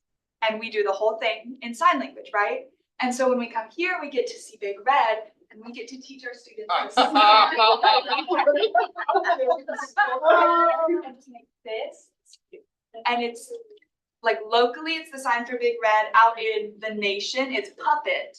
But this is what we use for Big Red in our community. Now you get to go out and you can sign Big Red every time you see him.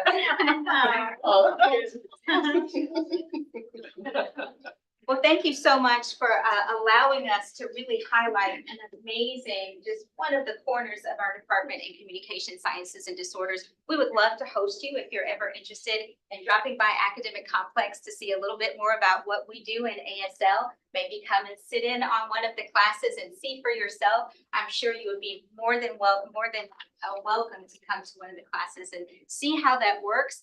There are no voices in the classes, by the way, so voices off.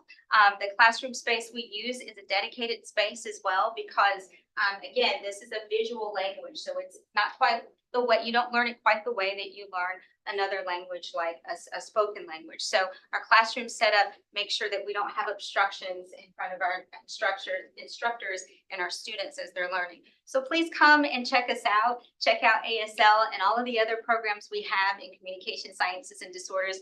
We'd love to have you. So with that, do you have any questions for us or anything you'd like to comment to with Piper or Dr. Embry-Wright? First, I would like to say congratulations to you, Dr. Kenny Wright, on getting your PhD, so on and so forth. And this, the whole time you all were doing this, you couldn't help but smile. You can tell you love what you do, you love helping others, and you love sharing that gift.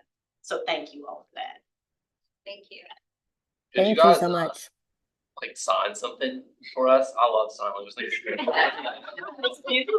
Yes, yeah. In fact, if it's okay, we have our ASL faculty here, our full-time faculty. If they're comfortable doing so, they're welcome to come. Yeah. Hi, Rebecca. Oh, no, that's the hard part. I want to hear him ask something, we'll talk for you guys. Okay, you want to tell us the story? With telling your sign name? Do you want to give your sign names first? Okay, sure. So a deaf person will give a hearing person as a gift a name, a sign that represents your name. And so mine is an A for Ashley. I'm Dr. Fox, by the way. And it twirls at the bottom And there's usually a reason why you're given that name. Maybe it's a physical feature or attribute, something that you're interested in. And mine is this way because I'm a perpetual hair twirler. And so I do it out of habit. And so they gave me a. Yeah, and so hi, I'm Holly Bryant. I'm a full-time instructor. I teach the babies, as we so nicely call them, ASL 1 and 2. And my sign name actually combines 2 letters. So we have the letter H. You want to make sure you're doing it with your hand that you hold your pencil with, your dominant hand. And then it actually goes to the letter B. And so it's for my initials of HB. I grew up on a farm and also just always smiling. So that would be my name. And she has an accent. So I think I do. Listen, I thought I worked on it pretty hard. I know you're hearing it, but it is a lot better than it was when I came here 15 years ago.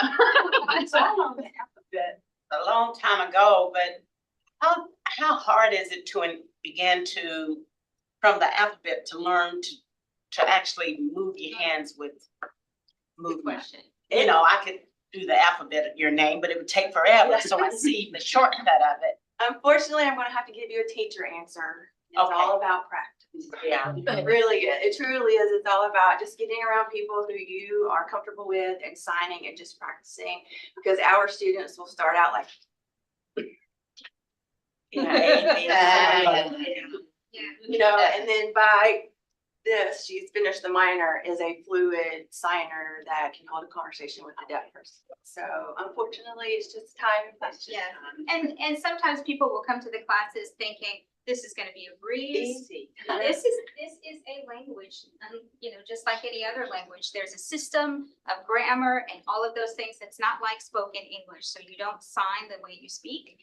And that's one of the things students learn when they start taking classes as well. There's also, you asked about the alphabet. So we have a finger spelling course as well, where all they work on is finger spelling. So words have signs that accompany them. So that's different than what finger spelling is. I may have sign back up. So my sign is Kimberly. This is the K, the letter K. And this is my sign name, and it was given to me by children from the School of the Deaf in Paris, which is where the first School of the Deaf was established. So when we do study abroad, we take students to the School of the Deaf, the School for the Deaf in Paris. And those children are the ones who gave me my sign name. So originally it was this, which means child, because they think I look like a little kid. They changed it after a couple of years, and they gave me this because usually my hair is curlier when it's not so. Piper, what's yours? Mine just recently changed when I was at Center for Courageous Kids. One of the other volunteers was deaf, and I love big earrings. I have my WKU ones on today, but I have so many big earrings. So mine is the P hand shape for Piper over here. And Dr. Embry Wright, what is your sign name?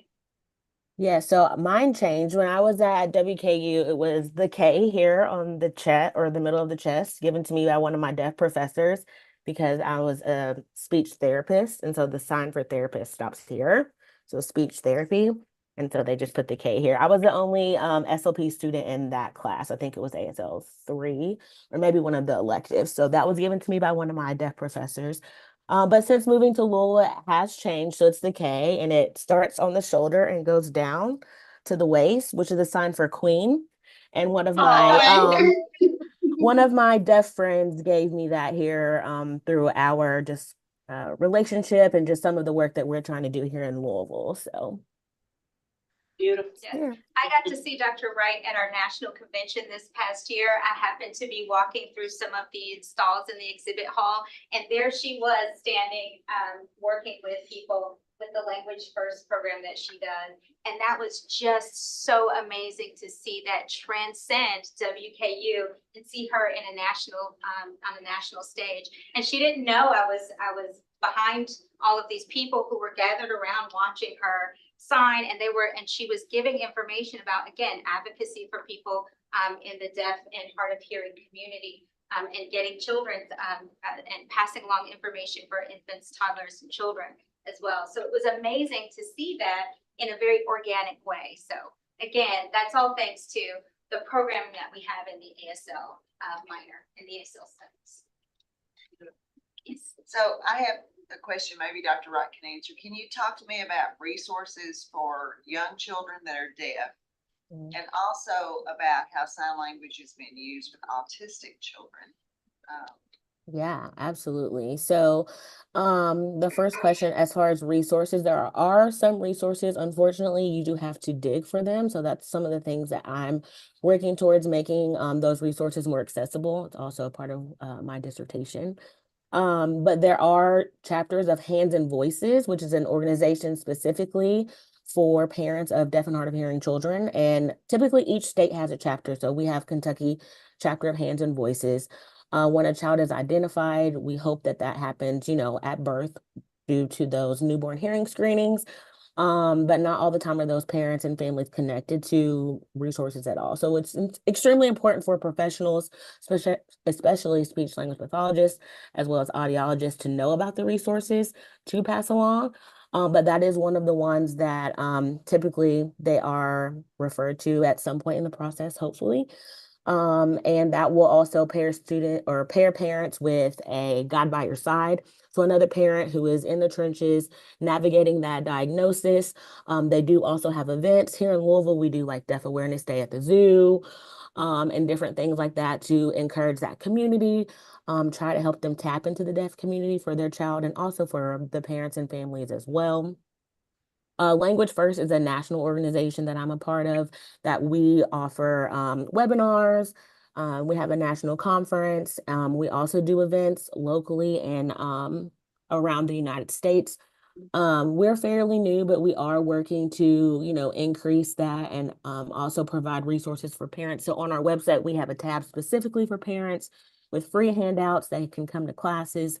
We have coffee chats so they can hop on a Zoom and learn some sign language.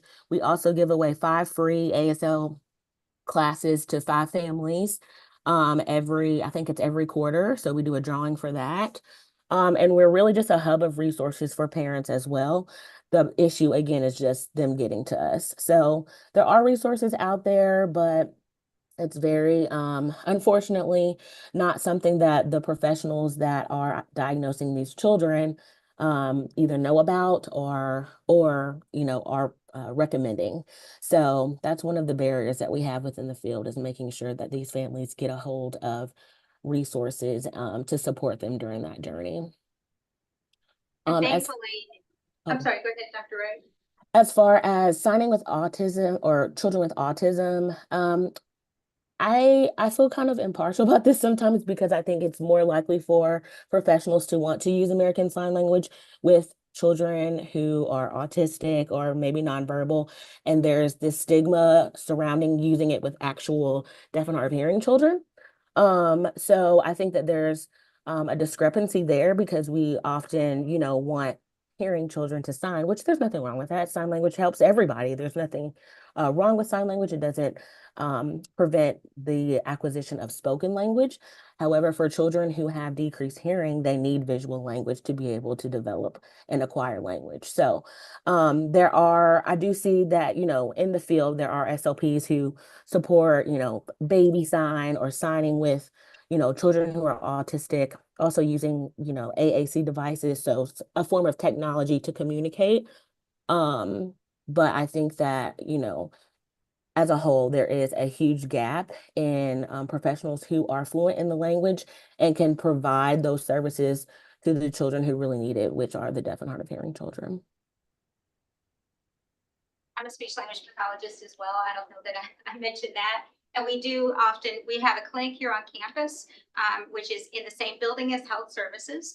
And in that, we often see children and young adults as well on the autism spectrum or who may be nonverbal, who do use, they may not be fluent in sign, but we use that as a modality to help them with communication.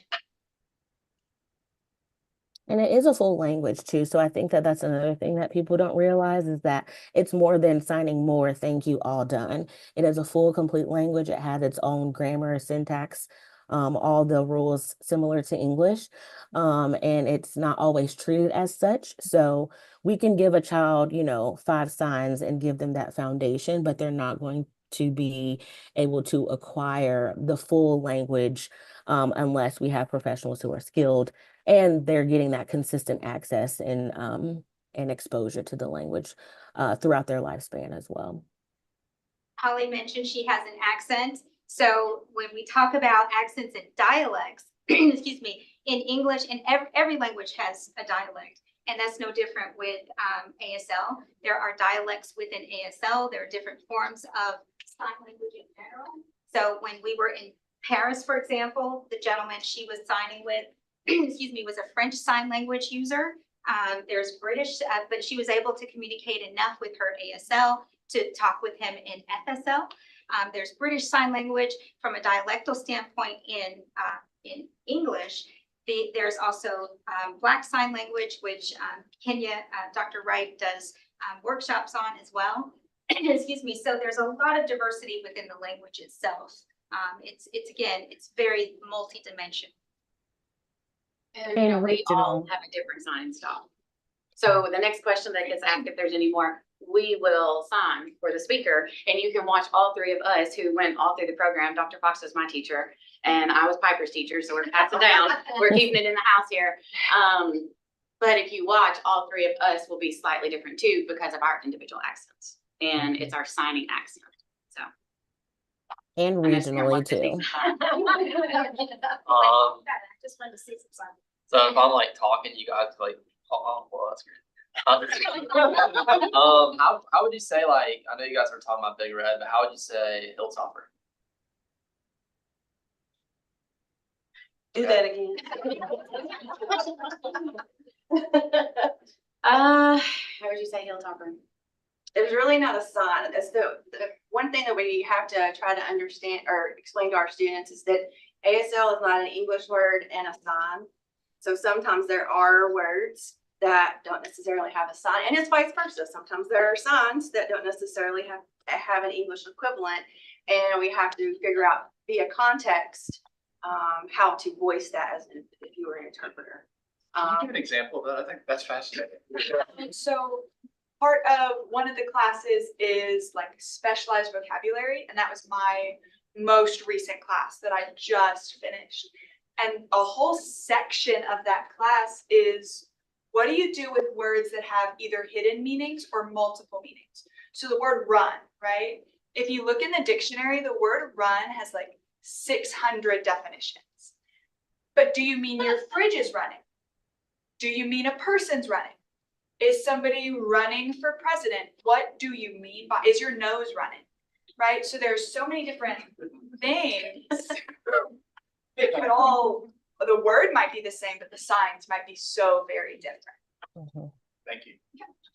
One last thing that we didn't mention is the outreach that we are doing with younger children as well. So we've had an opportunity to share some things about sign language with children from our community through the Dueñas de Mi Futuro, which is the owner of my future. That is for young ladies, excuse me, in our community who are from Latino backgrounds, so Latina young ladies. They are from the middle schools and high schools in this area. They've come into our department to have an opportunity to learn about sign language, as well as CIS, which is specifically for young ladies from our Black and Brown community here in the Bowling Green, Warren County. They also have had an opportunity to learn from our team members a little bit about sign language. So they're getting earlier exposure to the possibilities of using it as a vehicle for their own careers and major choices. Excuse me. Just this past summer, I worked with Upward Bound. So with, here on campus, and I had 14, 15, and 16-year-olds who had never been exposed to the language. And so part of the Upward Bound program is they go to different college tours and campus tours.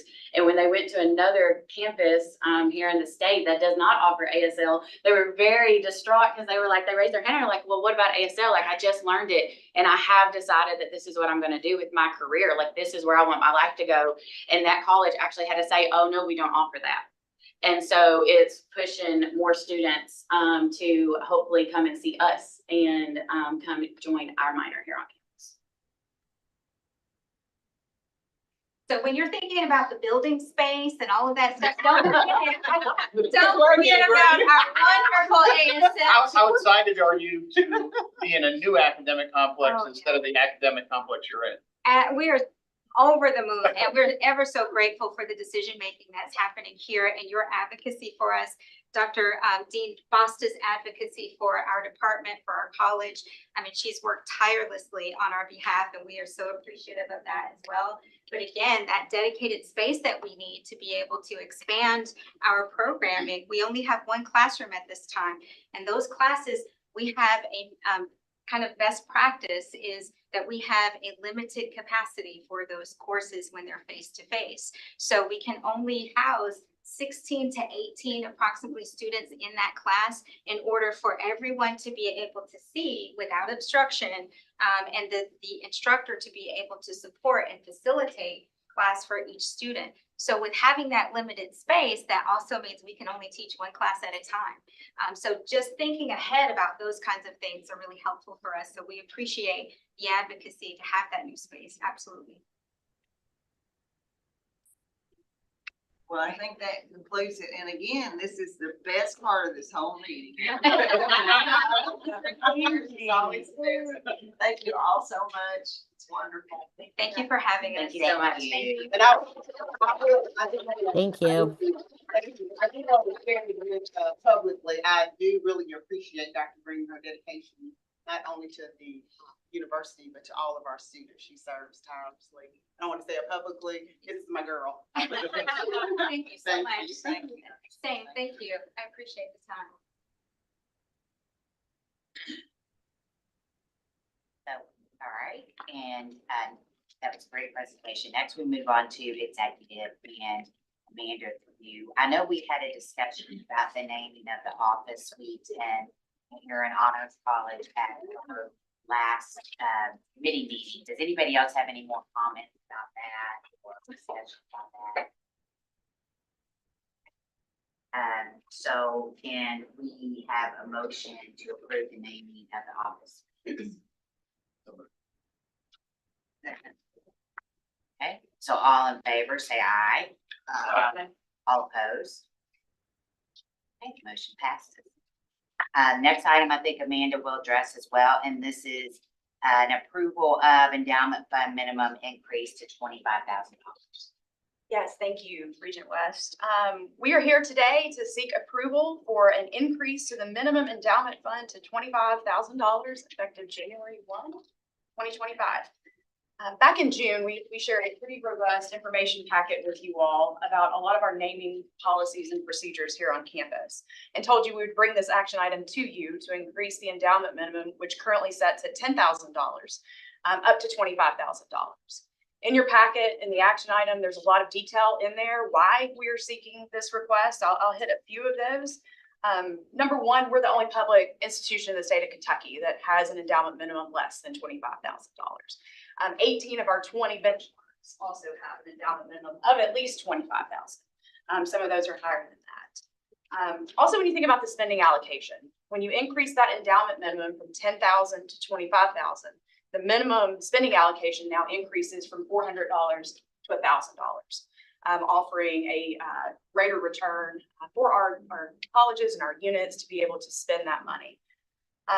Ultimately increasing the endowment minimum to $25,000 will increase revenue. There are a lot of studies, a lot of data from across institutions that once you raise that endowment minimum, you get greater investment from those who are creating endowments. You also create a lot more opportunity for annual gifts that will now come in below that. Gifts below 25 are very much needed and important. But when you think about a $10,000 endowment minimum over a 5-year period, that's $2,000 a year. Our deans and our units could really use that $2,000 today to invest in some of their strategic initiatives and immediate needs in the college. So again, we feel this is strongly needed for our institution, and I would seek your permission to raise that endowment. Anybody have any questions or comments?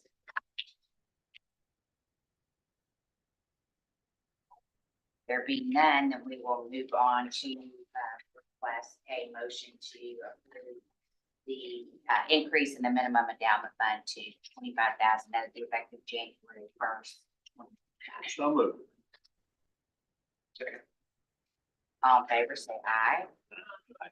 All opposed? Motion passes.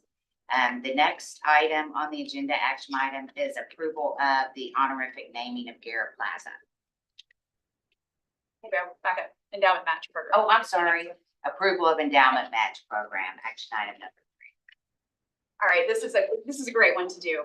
We get to celebrate 4 individuals who have made gifts to the university through our endowment match program with the state. We are seeking approval of gifts and pledges by private donors that are eligible for the state match as part of the Council on Post-Secondary Education Endowment Match Program through the Comprehensive University Excellence Trust Fund. Traditionally known as the Bucks for Brains matching program, there have been 4 rounds prior to 2010. So again, it's been 14 years since we've had an opportunity to utilize a matching program from the state to incentivize private investment in state institutions. To date, WKU has received just over $14 million in matching funds from the state, which has resulted now in a value of over $46 million in 79 funds within the university. For this round, WKU is eligible for an additional $2.475 million in matching funds. We did have a couple caveats for this matching money. Number 1, it had to support STEM plus H disciplines, so H is healthcare. And no more than 50% of those funds could go to support students. So that meant 50% of that 2.475 has to go to support faculty. This is the first round that has required approval by our boards, our governing boards, to then ultimately submit that information to the state for a match. You will see in this action item that we have 4 gifts to seek your approval today that have been pledged and documented thus far, totaling $1 million. We have the remaining $1.475 million out in proposals and are hopeful that we'll be closing that within this next fiscal year. Even better, you will see that we have 2 gifts from a current regent and a recently former regent that we will be able to celebrate today. So I'm pleased to share for your approval, first of all, a gift from Regent Roddy and his wife, Gail. They have committed $250,000 to benefit students in the Gordon Ford College of Business through 2 funds, a scholarship fund in accounting and a scholarship fund to support the largest living and learning community on campus, which is the Business LLC. In addition, Franklin Bank and Trust has committed a match of $250,000 to also enhance the Brody's gifts to their 2 above mentioned funds. Former Regent Linda Ball made a gift of $250,000 to create a scholarship fund in honor of her mother, Yvonne Sharber Gamblin, to benefit nursing students in the western part of Kentucky. And finally, Don and Jennifer Grulich have committed an additional $250,000 to enhance the Grulich Chair in Robotics and Automation Engineering, which was originally established in 2007.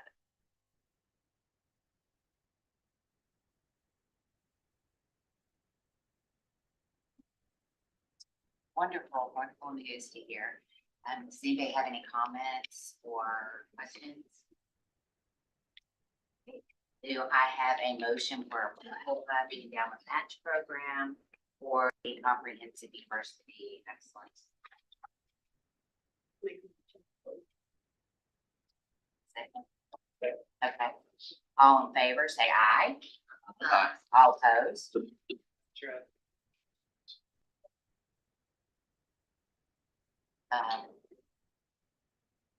So all in favor, say aye. Aye. Aye. All opposed? Great, motion passed.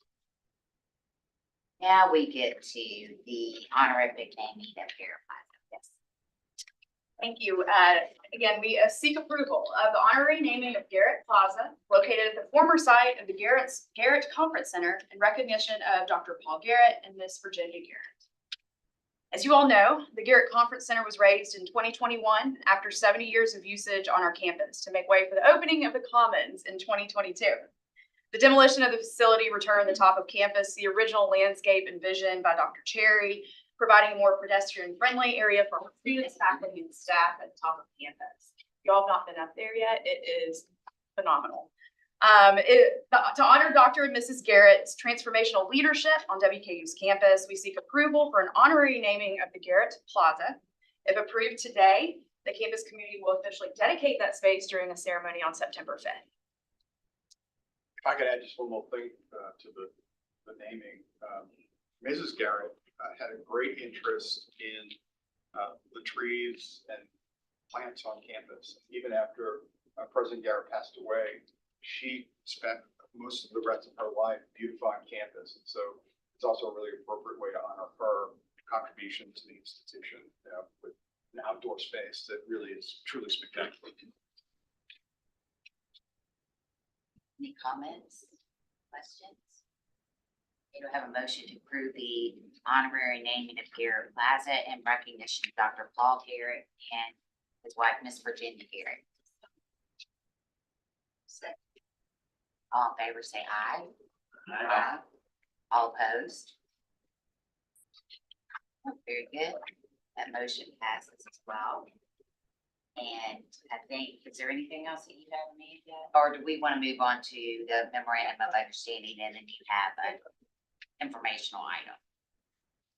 We have two MOUs for your approval today, one with the Alumni Association, another with the Hopper Athletic Foundation. It is important that we have a formal agreement outlining the respective responsibilities of each entity and how we support one another. But this is of critical importance to us today because we need these agreements to meet our SACS accreditation standard. So there is a standard that requires us to delineate operating control, establish the president as the ultimate individual responsibility for fundraising for our support entity, and also to establish liability and provide for those provisions in this agreement. As you may recall, you approved the MOU with the College Heights Foundation last summer, and it's very similar in structure. Asking for your approval of these MOUs today. I'm happy to take any questions.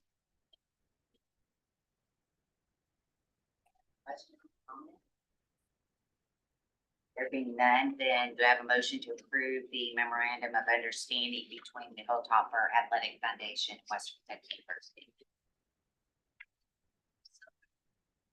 Second. Okay, all in favor, say aye. All opposed? Right, the motion passes, and then we have another approval of a memorandum of understanding With the Alumni Association. And any further discussion about that?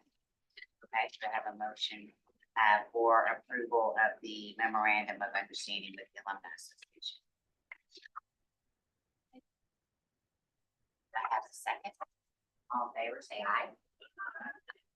All opposed?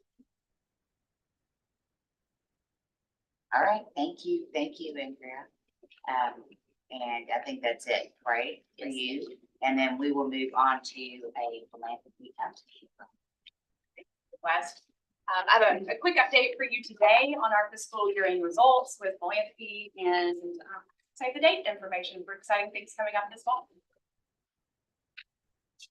We'll get started with a familiar graph that I share with this group pretty regularly, which is our fiscal year comparison of gift receiving. You'll see this year that we had a bit of softening in our gift receipts. So again, gift receipts is really our revenue transaction year over year. We raised $19.5 million. I shared with this group back in December, WKU traditionally doesn't book a 7-figure gift receipt every single year. This is one of those years where we did not get a receipt at 7 figures. Last year, we had a $2.8 million gift that was received. So as we've talked about, that's the ebbs and the flows. But as the president shared earlier, right around 20 million is what we are gift receiving for the past 5 years. You'll see with that trend line, about 80% of our gifts are still coming in at the major level, which follows national trends. You're seeing a lot more mega gifts. You're seeing the $1 billion gifts that are coming from Mackenzie Scott and Bloomberg. And so again, as we all know, with record inflation over the past couple of years, you think about our constituency and our alumni base, we've lost several donors that were making $25, $50, $100 gifts because they're putting food on the table. So that makes it even more important for us to focus on those major and principal level gifts as we continue to move forward in our fundraising efforts. So our overall fundraising productivity, this takes into account all fundraising activity that we are doing on behalf of the You see that top line, gift receipts, 19.5 million, which translates from the last slide. Pledge commitments, which is for example, the business school. We book pledges up to 5 years. So that predicts future cash flow for the institution. Soft credit, that includes things like gift in kind, Hilltopper Athletic Foundation gifts that come in to support ticket purchases. Those aren't charitable gifts, but that's revenue that the university is producing. And then deferred gift commitments, which are quests, charitable trusts, and other vehicles for deferred gifts. We were down $85,000, so we're flat. And it's pretty incredible when you really think about the year that we've had. The big difference is those pledge commitments, which again, we have been focused on a laser focus with our team and having philanthropic planning conversations with our donors about not just what can you do for us this year, but let's talk about a plan and how can we plan for our future, forecast cash flow, building projects, other ways that we can secure additional support and know what we can predict from now through the next few years. So again, proud of our team and their effort to secure another $31.3 million for the institution. Our Alumni Engagement Index. I wanted to share this with you all today. This was a slide that Anthony McAdoo, the Executive Director of the Alumni Association, recently shared during our National Board of Directors meeting this summer. It's like donor participation. Alumni engagement is a challenging percentage to move. We continue to increase that denominator.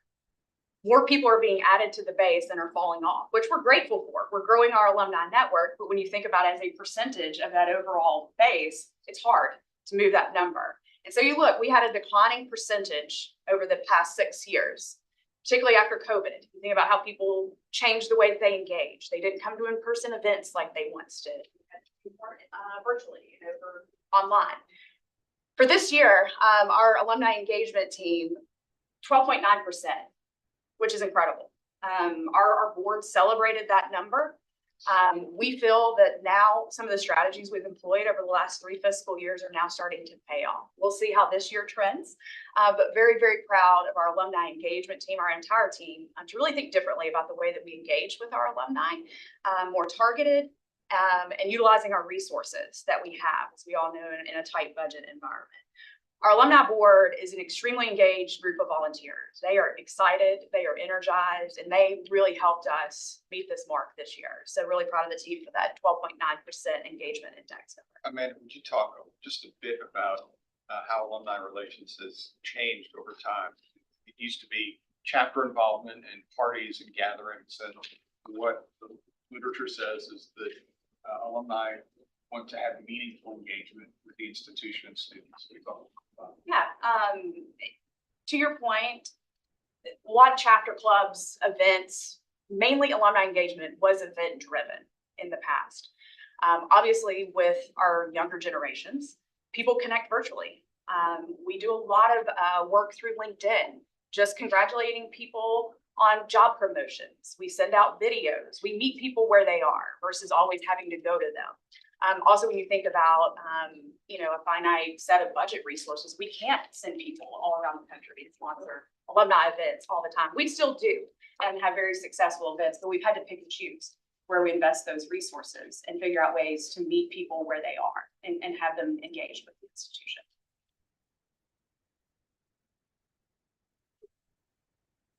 As we already discussed today, we continue to see momentum in raising funds for the Gordon Ford College of Business. We have secured just shy of $9 million currently in pledges and gifts for that facility.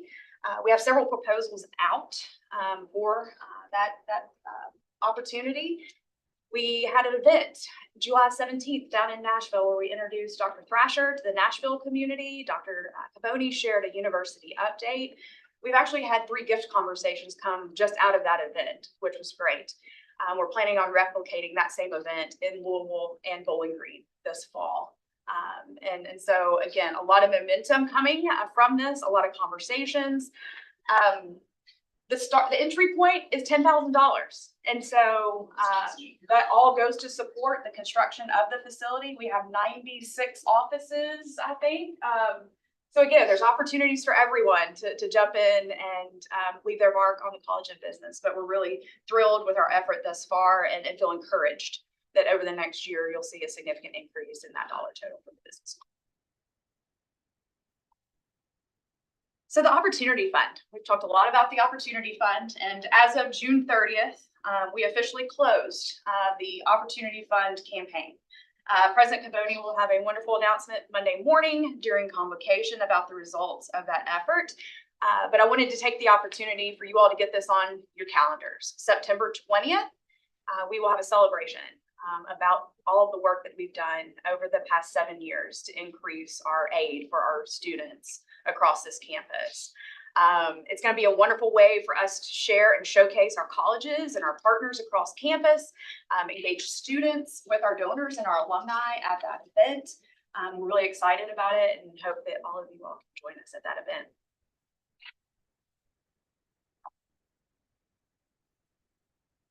Last week, we announced our 33rd class of our Hall of Distinguished Alumni, and we have 3 individuals this year who will be honored.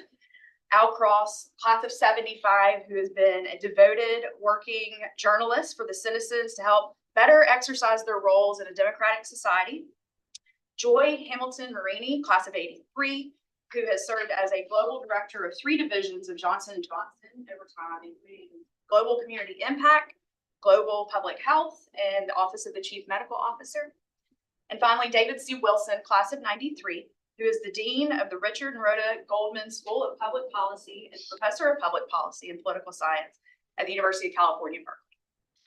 We're going to once again honor this group at our Hilltopper Excellence Awards, which was the wonderful event we had hosted for the first time last year to kick off Homecoming Week, which is November 14th through 16th. Homecoming, November 14th through 16th. So on Thursday evening, we'll have our Hilltopper Excellence Awards where we will honor our HOTA recipients as well as 5 other university honorees during that evening. Of course, Friday the 15th will be our traditional JA chili cheese event and our parade.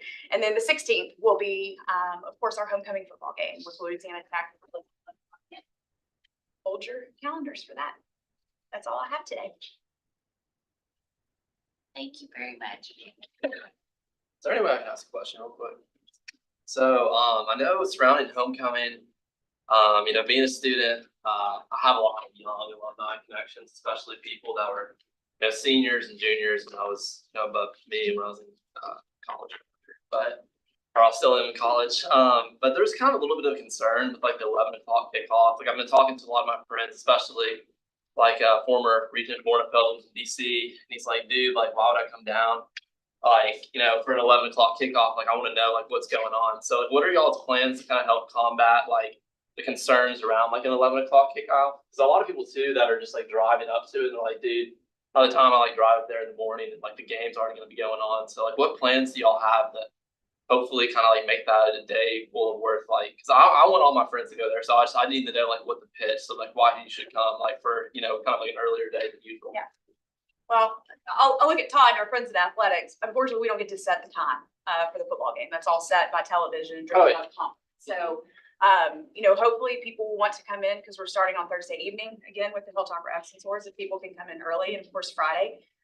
We've reimagined the parade and the way that we engage with downtown. So hopefully people will come in earlier than just Saturday. If I'm correct, are you all hosting your Athletic Hall of Fame? It'll be a dinner on Saturday night after the game. So we are planning for some things to happen after homecoming this year, since the game is early. All that's still in planning, but we kind of have to deal with what the schedule dictates, what television dictates. But that's what we. Is it a theme set for homecoming? It is. Again, this is the 3rd year. There's been student selected. It's called Roaring Red. It's gonna be a 20s Prohibition era theme. So it should be a lot of fun. The logos, they're working on logo development. It's cool. So I think the students will get really engaged.